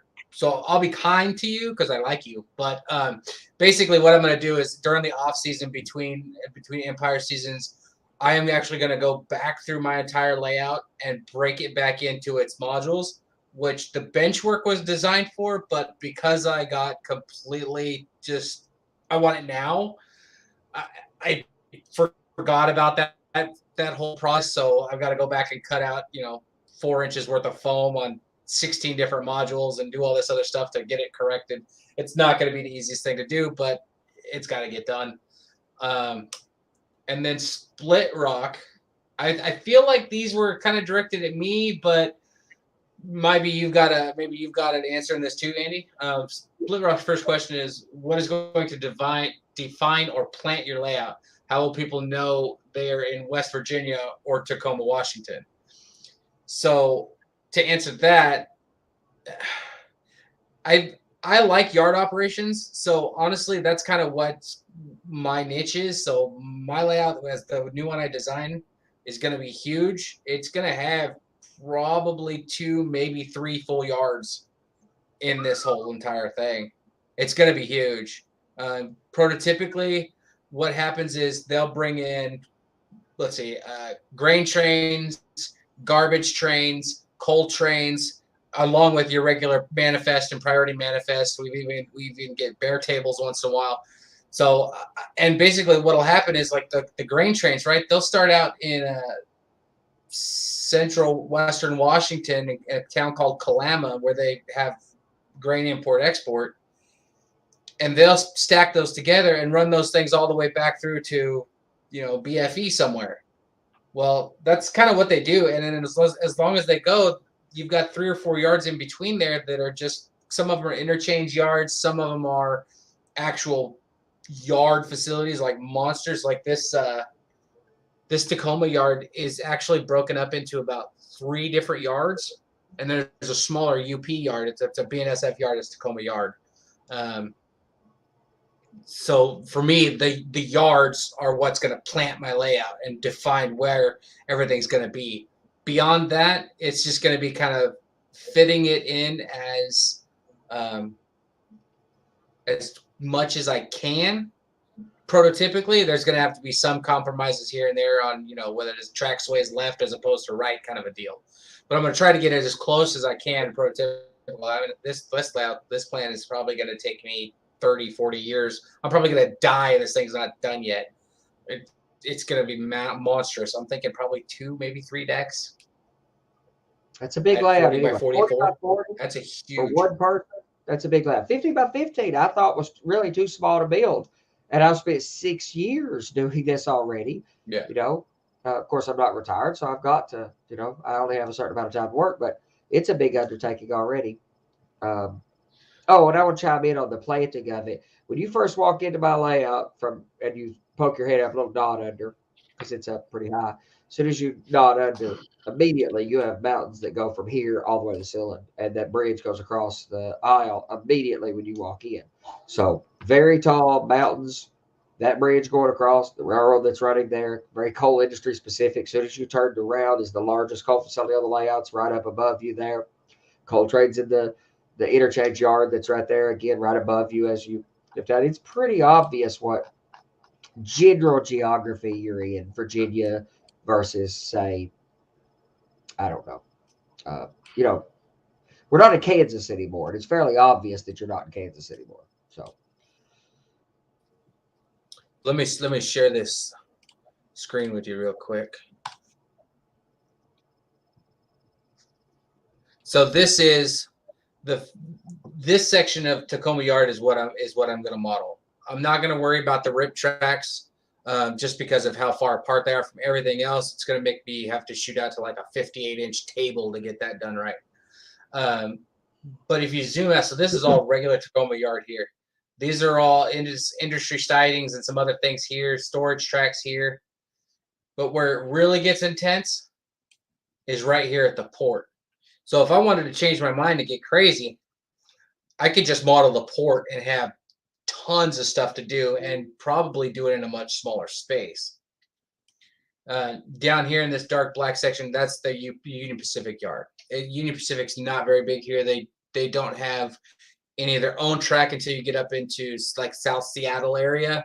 That's where they own everything from there south until Portland is all trackage rights. So they don't have a very big foothold here. Most of everything that I'm going to do is going to be actually Southern Pacific, because in my railroad, the Southern Pacific did not fall. The UP and the BNSF did. That's how I'm telling my story. SP become the parent road. SP is the parent road. Everybody else is subsidiaries or just dead. Yeah. Yes, I love what could have been scenarios. I used to model one of those many years ago. I like that. Let's see. I don't have as actually, Charles, the best guy to ask about that is about paint in general is Ralph for sure. He's tried a lot more than I have. I started out using Vallejo as higher quality paints because my experience with testers had not been very good many years ago. I was a scale coat and poly S guy, but really loved scale coat years ago. And I started out trying Vallejo, and I used Vallejo for some brush painting. And Ralph got me turned on to the Tamiya stuff. It's very good it's easy to work with and really flexible. That's what I was spray painting, and there was all Tamiya, even for scenery. I just used the Tamiya stuff. And then the oil, but for oils and stuff, which that's a different thing. I've got some of the Winsor Newtons and I like them pretty good, but I got some of that Optilog. I'm from Kentucky, so I'm probably mispronouncing that. But the Optilog I stuff, think it's and I think it's up to long. yeah, man, the fact that I got that close, the fact that you guys can do It's close enough for a guy from Kentucky. Yeah, but that's been that's So what I've so used. Split Rock here is Split Rock here is trying to push us over into that version of wise old man crap. Kind of a thinking and mindset here, but I think this is a pretty great question. So, what is the biggest obstacle besides not enough room to achieving our layout goals? I would answer that and say people tend to bite off way more than they can chew at any given time. Where so I'm planning this huge grandiose layout that's 2 maybe 3 decks, right? And I'll plan it out that way, but when I go to actually build it, I'm not going to build it that way because I'm not going to let myself get overwhelmed. It's going to be 1 or 2 modules at a time, and just kind of go through and do it round and round and round. Because my biggest issue with the layout I'm working on now is I've got, like everybody else, half a dozen irons in the fire on just what to work on the layout. And I just can't keep it all condensed enough to focus. Being a layout builder is developing a skill that humans are not good at. Some of us, especially IT guys, really like to claim we're good multitaskers. No human can multitask. The context That's not switch true. is the problem. Yeah, you can't. It's not possible. You can do some context switching, like you can listen to an audiobook and drive down the road. But if you get into something complicated where you have to pay attention to the maps, you need to turn the audiobook off. Something's going to suffer. But so you can do a couple things simultaneously, but they have to not require. Anyway, that's multitasking. I've got strong opinions about multitasking, but I still try to do a lot of that. Stay on task. We all do that. So I'm multi-conversationals at the time. We all do that. It's the nature of the beast. Glue has to dry. You've got to wait on things. I think my biggest limiting factor, is the biggest limiting factors all of us have is just the broad category of resources across the board. Time is my biggest resource that I have not enough of. And the thing that I do to myself is I started out with a small plan, knowing that I wanted to do something. I'm a big fan of achievable, trying to do something achievable. And it's like I got, yes, it's achievable to go to the buffet, but then once I got there, my eyes got bigger in my stomach, man, and I started growing it. So as that happens to everybody. Yeah, and the further I've got with it, the more I've actually built, the more I think some other things are achievable. So I've kind of grown that out. SD50s, a lot of SD40-2s. I love SD45s. I know they weren't popular by the late 80s. They were starting to get rid of them because of fuel costs. I've got some 45s because I really like them. I've got some SD50s. They're relatively new. I got an SD50 in chassis livery, but that would have been, right around 80 or 79 or something. I don't think SD60s were around, but they may have been. They would have been brand new. This is the Bible for what would have been appropriate to run then. And I'll have to look at SD60s to see if they got them yet. I haven't thought about that because I hadn't seen anybody make a really good one yet. Jeep 60s would be around, and Fox Valley makes a pretty good one of those. But I'm not going to have a lot of 4-axle power. I'm going to run a couple 4-axles on a pig train, but not many. But I may buy a Jeep 60. But I love the 40-2s like everybody does. Ooh, I'm you're going to really be able to excited do any road railers? No, that would have been, and I love those. I think that was 91 they started. In 93, in 93, 94, 95, when I was rail fanning, some road railers were the big thing to catch. They ran a hot shot through Tennessee close to midnight, and that was kind of the end of any rail fanning. Or at the club I was a member of, we would basically stay there till the road railers ran. So I'd love to. I had a beautiful road railer train when I was a member of a modular club 25 years ago or something. I had a really nice set. I had like 60 of them or something, the Mauser road railers. But they wouldn't be appropriate for my line anyway. The only place I think they ran them, even in the 90s, was the Cito and TP, the rat holer from Cincinnati and Chattanooga. I like them, but I can't even run like stacks or auto racks don't run the line because the tunnels are too tight. Yeah. So I wanted to model the double track, sometimes triple track, Pocahontas subdivision coming out of Bluefield. I'd love to model that up to Yard or up to somewhere like that. But the amount of room. But you could do bear tables though, right? Pardon? You could do what? bear tables though, right? I don't know. Maybe. Trailer on a flat car. Yeah. So you can run. Okay. So I'm going to run a trailer on flat car, TOFC and COFC, but they have to. I think my understanding is they only started running them on my line once the CSX started giving them trackage rights over like the Copper Creek Viaduct down into Kingsport, Tennessee, down into Frisco. So I think they come. My understanding is they come to St. Paul, they make the diversion down onto the CSX line and go off into staging. So the pig train, I have a stack train, and I'm going to run those stacks via that path. But as far as my layout is concerned, at least what I've modeled so far, they come out onto the layout, they come 30 feet out onto the layout and divert over onto CSX and then run another 30 feet and they're back into staging. So they don't run very much of the line. And they don't run up the helper district because the tunnels were so much so that when they started running -9s, wide cabs, they had about 6 inches of clearance or so that if the track got out of alignment by 6 inches or more, they would rub the cabs. The tunnels are very tight. So I have on the CSX line, Seaboard System line, it's through staging. So it's basically a big operational loop with staging as through staging for that because I intend to automate some of that running partially. On the Norfolk Southern line, I can't double end it because of the multi-decks. I've thought about what it would take to actually to extend one of the helixes to go all the way level to level so I could get a return path. But you're talking about $1,000 just to get a return path.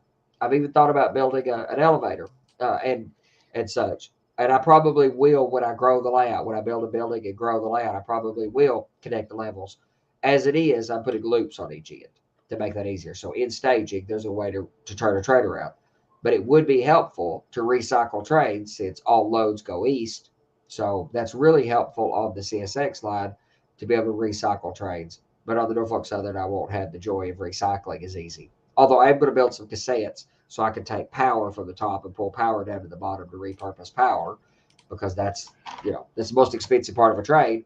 Every train takes $1,000 worth of locomotives to run it. So if you could repurpose a few locomotives, at least in the early days of operating, that would be helpful. So for my layout, on the current layout, no, this layout is not built for operations at all. It's rail fanning and yard switching. That's all it's for. I don't have a single industry on the layout at all. The new one, I will be designing operations into it, but figuring out how to actually make that function properly. I'll probably just use JMRI because there's something about the car cards away bill system that just doesn't resonate for me. Not to say that it's wrong, but it just doesn't resonate for me. And then also, let's see here. Let's hit this one too. Split Rock's coming in with lots of questions. It's kind of carrying the whole show for the chat right now. It's pretty awesome. How much space / track are you allocating for staging? Do you feel staging is necessary anymore? I think my personal opinion is that staging has its place, but isn't necessary. I think if you have a decent sized yard on your layout, that will work as staging as well. I have 2 staging points on my current layout. One's outside the layout where I can bring trains out down to Stillicum, and then they just disappear, and I send a new one back north. I've also got hidden staging where I can go ahead and build multiple trains from the inside, bring them out, and let them run around through the layout. So it just it's not. I don't think it's necessary, but it's kind of fun to do. So we debated this one time on a nightly show because I think the language matters because there's a bunch of different types of staging. There's staging, there's storage, there's fiddle. There's various types of ways that you can have a place for staging. Staging, in the traditional sense, is meant to be one thing specifically. It's meant to represent complete trains with power attached that are running somewhere. They're, they can't be broke up. They can't be on the visible layout because those trains are doing 50 miles an hour somewhere headed your direction or headed away from you. It's all about your personal choice. If you're building a small switching layout, it's all about what you want to represent, of course. If you're modeling something that doesn't have a lot of trains that necessarily or a lot of density on it or something, it might be possible to build an interesting layout without staging. All of the layout, all of the operational, I have no interest in building a layout that's not operational, personally. I understand why people build rail fading layouts. I enjoy pictures and videos of people's rail fading layouts, but I would never build that. I am a fan of operations for sure and have no interest in building a layout that's not operational. And for me, where staging goes is the first consideration I would have to make in any space, because staging is absolutely, unequivocally critical for the type of operations I would want to do. Using the term staging the way specifically, being specific with that use of the term staging to represent complete trains elsewhere on the line. And I need quite a bit. You can't have enough. That's part of the resource problem. So my CSX line has 5 tracks back here. 2 of them can be doubled up. But I really need to use one of those to get the loop around for the Norfolk Western. Norfolk Western has about the same on each end. I'm trying to get 6 on the top. That's my current plan, but I haven't built that. It goes around the top of this room. I haven't built that staging. It's going to have 6. I'm trying, and I have some ideas about where, when time comes, I can fit in some more stub in staging. And that matters about operational type too. I have been a fan of, for car cards and waybills, which I don't personally like them very well either. I like switch lists style of operation. I really like timetable and train order. It's the reason I was modeling 1950, but in 1986, it's going to be CTC and maybe track warrants until I get an operational signal system and dispatcher set up. Actually, I think most model railroaders should probably consider track warrants. I think that's a doggone great way to operate a railroad with little investment. And then the switch list. But there was a system years ago called From Here. Well, that a guy was developing, and it eventually came out with some software, I think, called From Here to There, which is one-time use car cards so that you can take stuff off the layout and onto the layout. So I do plan this yard that's above me here, this little staging, I'm going to treat like a fiddle yard, so I can take stuff on and off the layout because I don't have enough staging. All right, Split Rock's got another one. Man, that Split Rock's rocking it with the questions today.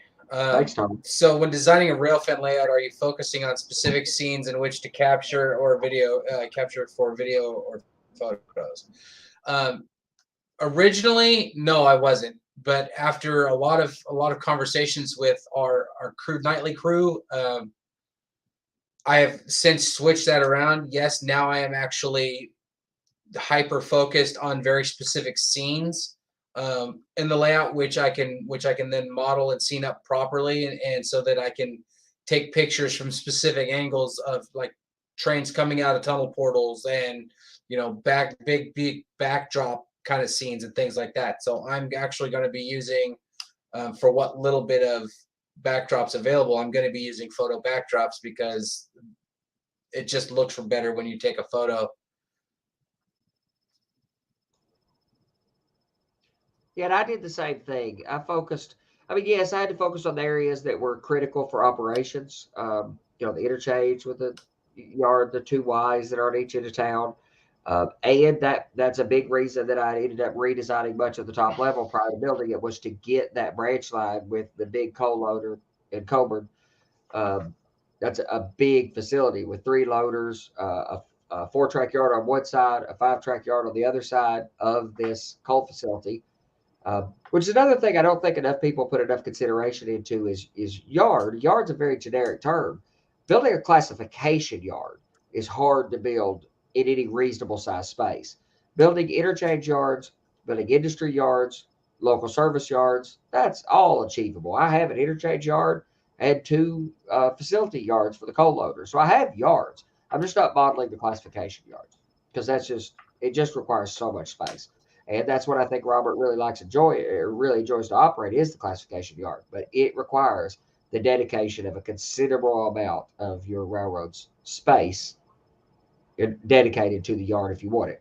I do plan on modeling the yard eventually when I have more space. Yeah, see, and and that's kind of where I want this new layout to go. Is I really like classification yards. If I could find a hump yard in the state of Washington, I would model that area of this state. I love hump yards. The technology behind a hump yard and having it go off just the right way. Oh man, that is something special. Special right there. I've modeled a hump yard long before we had computer control systems and Arduinos and microcontrollers that were so available to make that right, because I've seen it done more recently with people using pneumatics, using air pointed back a little bit, coming up through the rails, pointed back, and using microcontrollers to measure speed and to slow the cars down. We did it with brush bristles, and it worked. It was a functional hump yard, and it worked. It was a little of a pain to operate. We did it at a club many years ago. It did function. But with microcontrollers, I think that'd be pretty achievable. And there are hump yards still in the southeast anyway that are operational hump North yards. Platte's got the large, one of the largest in the world. It's it's multiple hump yards. There's a lot less. There's a lot less yards anymore. They've shut down a whole lot of them and idled them and spread out the distance between them. But there are less hump yards. That precision scale railroading, yeah. But I mean, honestly, even precision scale railroading or time model, whatever it's called, you know what I'm talking about. A lot of people complain about that, but honestly, I think there's a huge benefit to the railroad by doing that.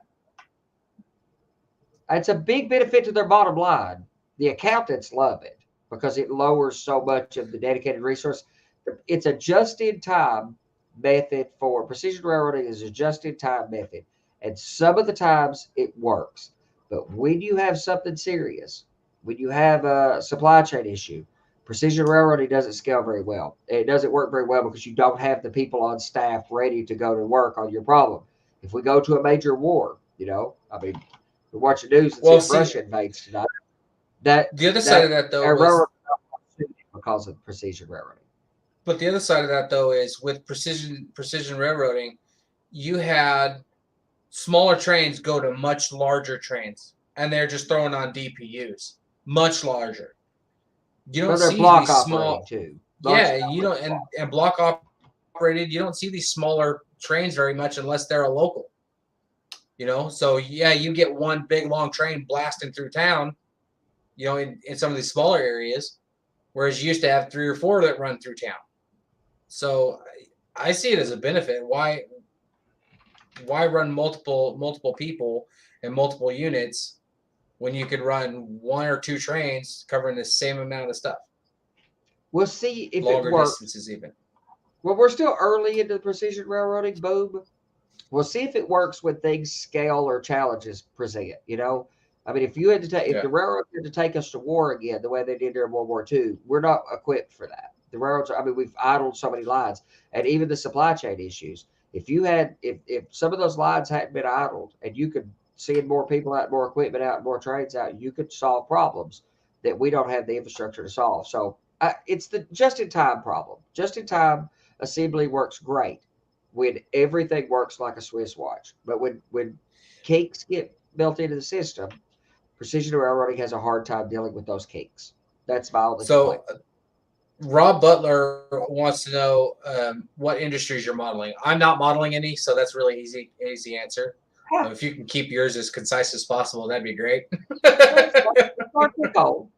It's largely coal. It's a commodity. Yeah. There's a couple other things, but coal's the big one. And then again, CV Railroad and HO says, my grandkids are not tall enough to see the upper layout, so my staging is on the lower layout level is great for them to see the trains around eye level. Yeah, so I've got an almost 3-year-old, and I'm not going to split hairs on how many months he is. I've got almost 3-year-old. He can't see my layout at all. I have to hold him in order for him to see it or put him up on my shoulders. I actually went to Costco and bought the kid a step ladder so that he could climb up there and really see it. I don't have to hold it.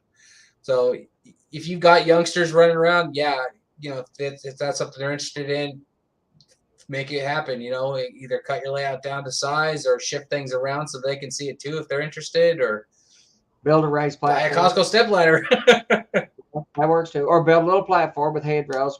Brian from up in Washington had done that a few years ago. Built handrails on 3 sides on a little raised platform for his kids. I thought it was awesome. Let's see, and then Split Rock again. How much of the layout build will you be documenting on YouTube? So our current layouts, at least mine, about 90, I'd say 90% of it is all documented through this show. On the 3 different seasons that we've been doing this show. The new one will fully be documented on YouTube. Yeah, and I started out doing some of my own stuff, but we do enough stuff here that. But I still think there's still only a percentage of my layout that I've presented. Really, I mean, you've seen the whole thing. I mean, we turned the cameras around early this season and showed the layout and its current progress. Yeah. So also he wants to know, will we have any friends over to help build any part of the layouts? I will answer that very honestly. It's sad, but I will answer it very honestly. I do not have any friends in the state of Washington that are close enough to help me do this. In fact, I would go so far as to say I don't have any friends in the state of Washington. I've got a couple of acquaintances, but don't really have any friends.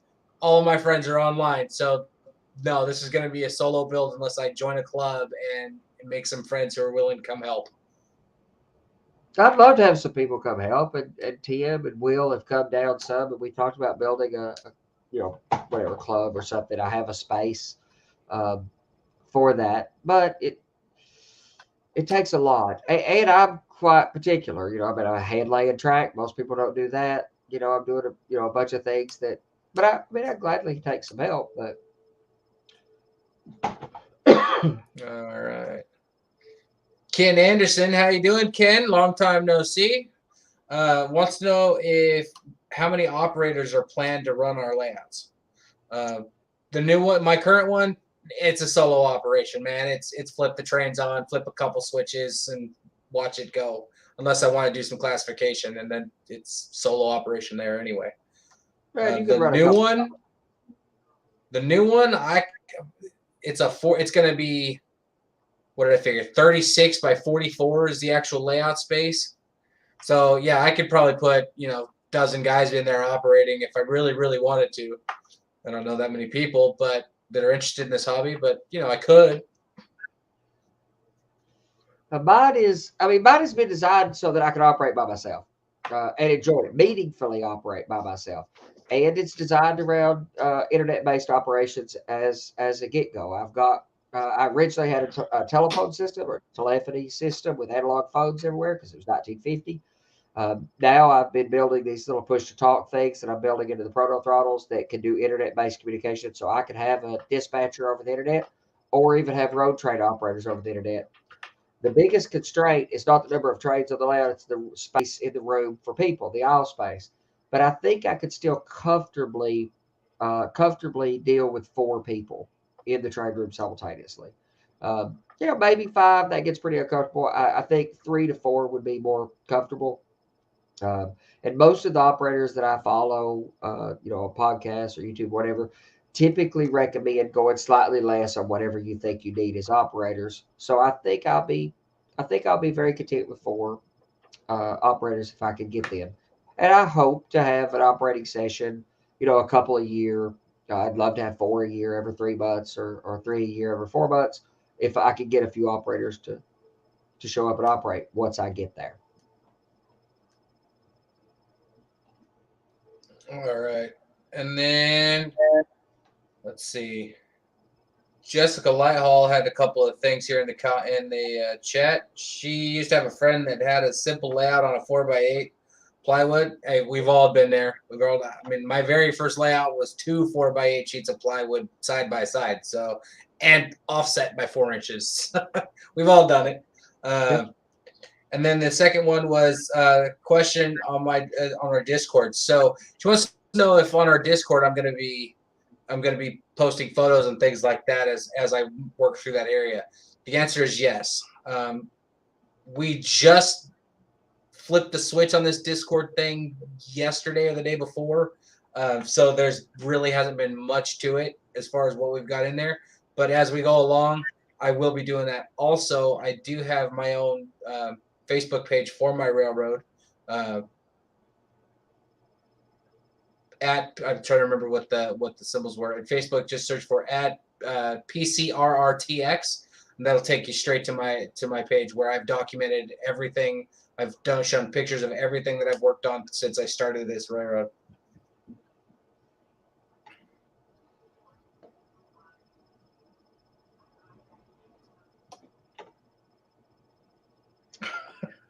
CV Railroad says Gorilla Ladder painting platform, but a couple of boo-boos have their attention when they're on it. Hurt themselves a couple times. It's all right. It happens. They're young. Well, that's why I thought it was such an interesting thing when I seen that thing Brian had built with a platform with handrails around three sides. That made a lot of sense. And my layout's so high anyway. I mean, granted, I'm not a super tall fella, but mine's up at like 55. The lowest place of visible track work on the layout's at 55 inches. So it would take a pretty significant platform to get kids up to where they could see it. I mean, you'd need a platform that's 3 feet in the air or something. Yeah. But I don't have room for As that mine platform. sits now, it's at about 40 inches or something like that off the floor. So yeah, Liam's got I got him that tall 3-step ladder from Costco. He climbs right up there, and it puts him like right here, mid chest, but he can see it. He can do what he wants to do and have fun with it. So it's worth it. Layout height's a very subjective thing. I mean, I find, I've talked, several times about layout height. I'm a fan of higher layouts. They can be, or taller layouts. They can be narrower. I'm just a fan of that in general, but it's a very subjective thing. That's a very personal decision. Layout height seems to be. Well, and you can always put your base layer at a specific height, and you then use the Woodland Scenics risers and incline sets to change the elevations and things like that, so that you can get just that perfect angle and perspective on for photos and whatnot. What I think of when I talk, anytime I talk about layout height, I'm generally talking about to the top of the rail. So like the lowest spot on my layout, visible 55 inches, that's rail height. So frameworks below that, there's a river that's 4 inches, 5 inches, whatever below that over there at that section we're talking about. So I generally think about rail height because that's all that really matters. But that's where mine different is. I think about bench height as where I can reach from front to back without hitting the rails, right? Or where your fascia stops. Yeah. Which fascia comes up to rail, pretty similar to rail height. Most of the places, and then with the track drifts toward the back, sometimes the fascia drops off or goes up. I mean, it follows whatever the contour of the terrain would be. Yeah, and see because mine's all built flat. It typically just sits, that 1/8 of an inch or 1/4 of an inch or whatever it is below rail height, basically. Because then I've got the Woodland Scenics road bed, and then the rail itself that sit above that. So, well, you've done some interesting things, and last month's video, especially where you're running that track through the trench and stuff, and you're bringing the scenery up to the fascia. Yeah, and that is especially useful when you have a layout that is slightly lower than my eye level. Because I've done some things like that too, but the only way you can follow the train in those occasions is from each end of it, where you can look down the cut with the train. Because unless you're 6'3" or 4 on my layout, you're not going to be able to look down into a cut if I modeled it up like that. Right. Now, I had planned on and have the plans for a level 1 and I call the level that's at eye level 3, because I had plans for a 1 and a 2. Those levels had been built in such a way and arranged because of directional purity for the rivers on the backside of the track. So you would just about always be looking down the hillside to the track level, because it's low anyway, and out to the river that's right on the backdrop. So, right. I'm a fan of messing with people's perspective. So when you can look down into a pit to watch trains, that's what happens when you rail fan. When you can look up at trains sometimes, as you do on my layout, that's what you see when you rail fan. When you rail fan, you rarely have this perfect view that's down 30 degrees to the trains. It's often all kinds of different views. So yeah, I've tried to do the same thing on mine. Yep. Well, if there's not anything else from the chat, I mean, we've got a couple more minutes to go here. If there's really nothing else, we can wrap it up, but let's just give it a couple minutes and see what happens. So, Jessica, the tech caught up with what we want to see. Not yet. There are some technologies I've thought quite a bit about how to implement for doing uncoupling. I have the capability with the uncoupler. I don't use KDs. I use Sargents, and I use the magnetic air hoses. So I actually have an electrical pathway between cars that I could use to send a pulse. And if you want to uncouple the coupler on the between car 10 and 11, you send 11 pulses down the line. It gets, each car drops a pulse, sends the rest on. Whenever there's only one pulse left, it uncouples the front coupler and the rear, whatever. There's a way to do that. There's some, but that technology is still pretty bleeding edge, very bleeding edge. You're definitely going to be DIYing it. There are some things missing. I mean, I'd love to see the battery, the over the air stuff be more available, especially battery or dead rail stuff. Although we're going to need a breakthrough in batteries before HO scale, before it's going to be viable. So I am really excited about where the tech's going in some of these spaces. But until we have some breakthroughs on like battery technology, there's going to be some things that we're not ready for yet on actual locomotion. On the layout control side, turnout control, accessory lighting, overhead lighting, etc. There's some spectacular technologies that are really coming front and center, even somewhat more recently with MQTT and home automation and lighting control that's readily available for the tech savvy people who are willing to do the work. But to also be transparent here, so we don't look like we're just HO focused. As far as being able to do yard operations goes for coupling and uncoupling, Lionel and the O-scale guys actually have push button decoupling on their controllers, so they can already do that. I think the problem that we're seeing right now is the scalability issue, getting those parts smaller so that the HO guys and maybe eventually the N-scale guys, although that'd be nuts, getting us to be able to have that at the push of a button too. I think that would be really awesome coming down the road.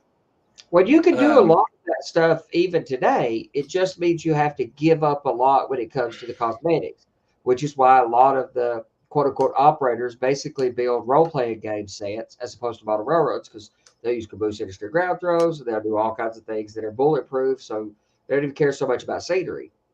I want something that looks more prototypically and is more scenically appealing, so I'm trying to strike a balance between a layout designed for operation, but also has some appealing scenery. So Ken wants to know height plus depth equals length of reach. What's your thoughts on maximum and minimums on reach to rolling stock? So I used to kind of be in this. Sorry, I dropped an earbud. I'll find it later. There it is. I used to be in the same kind of camp of, if you catch it right, if you catch the table here, then you can reach over so far, yada yada, right? I've actually seen, and I'm sure you guys have seen them in the MRH magazines, just like I did. This guy's got a step stool that shoots under the layout about 4 feet and brings him up and over the top of the layout so he can reach wherever. I think if you have the space, B, if you have the money to get one of those, it's not an issue to an extent. If you can catch it from both sides, it's really not an issue. Yeah, it's not an issue to work on the layout that way. Where the problem becomes with layout height, depending on how your layout's designed for reachability, is being able to reach up and uncouple, reach up, throw a turnout, reach up, whatever. Being able to reach out of the layout for that. I've very specifically designed my layout to be quite shallow. I think the higher you go, the shallower you can make it. But I think the higher you go, the shallower you probably should make it. So anywhere I need to uncouple, the track is within 4 or 5 inches of the front. I've come out to the front where you can uncouple. And the only spots where you need to uncouple that's any further back, I have, like in the town section where there's a couple sidings back there that are rarely used, I have, there's a raised platform that brings it up to here. But that's one case on the entirety of my line. I have one spot where you benefit from that single step up in the town for reaching back to the back to uncouple. See, on my current layout, my bench work's all set at 24-inch depth. So, and except a couple of places, I got 1 or 2 spots. It's like 25. Not even thinking about the peninsula, because that thing's like 4 feet wide. So it's it's a little more than 4 feet. So it's a little bit of a reach, and it's up a little higher. But at 24 inches, I can reach all the way to the back wall, pick whatever I need to pick, and walk away. So if you're talking about standing on a floor height without a mechanism, I would say 24 is your best bet. But even if you're working a yard or that's wide, you've got one of those step ladder things that let you lean over the top of it. You can do whatever you need to do right there. just like construction methods. Yeah, I don't know if I'd want to use one of those platforms for uncoupling, but if you go higher and you have a little step stool for reaching up on the occasion when you do need it for uncoupling. And I don't, Brian said 24 inches at the most, which I don't disagree with. I think that's probably pretty reasonable. I started out with 24 everywhere, and I shaved it down because the corners get kind of deep for even working on it. Plus, it takes a lot more trees.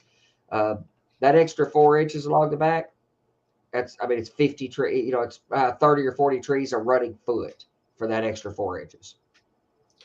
And Dwight says, sorry he's late. He got stuck in the man cave, which if you're going to have any excuse at all, getting stuck in the man cave is the best excuse of them all. But also going to point out, Dwight, you missed the whole show, man. We're about ready to wrap it up. Yeah, which we run it pretty early today. And why are you naked? Yeah, we've been running for 2 hours. Yeah, we've run relatively long. I am controlling all my turnouts electronically, so dispatcher can control them. True, but mostly because they're hand laid and I don't want people touching, that stuff. But since I use sergeants and a magnetic uncoupling wand, one of these jobbies, for uncoupling with the sergeant couplers, everybody will have one of these on their throttle anyway. So I'm putting. Originally, it's going to be a reed switch under the ballast, under the end of the head block tie, so you could just wave that over and flop the switch at the state of the turnout. But I've experimented with and had better luck more recently with Hall effect sensors doing the same thing. So you just take your magnetic uncoupling wand, touch the ballast near the head block ties, the turnout will toggle state. If it's unlocked, in the case of a dispatcher controlled situation, or if I'm just running trains, it will be unlocked and I can throw all my own turnouts, but they will be electronically controlled. Servos in staging, I might use servos out of the main layout, but I've been working with a Nitinol motor. So, but that gets kind of deep. But servos or Nitinol, memory wire, but electronically. All right. Well, we've exceeded our 2-hour mark here. So I think we'll go ahead and wrap it up and say goodbye and enjoy the off season. And, as always, come back and check out, Johnny's show and Big Bill's show. Ralph is talking about putting a show together. I think he's got something in the works, which will be really special for you guys. Andy's got a show coming up here starting in a couple of weeks, I think. Middle of March. Sometimes middle of March. Yeah, I'll publish. So a few weeks out, a couple weeks. So yeah, thank you for watching. And you can join us on Discord. The link is in the chat. It's still there. Or you can hit the link through the Facebook page.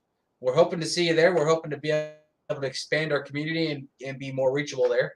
So anyway, thank you so much. Have a great night, everybody.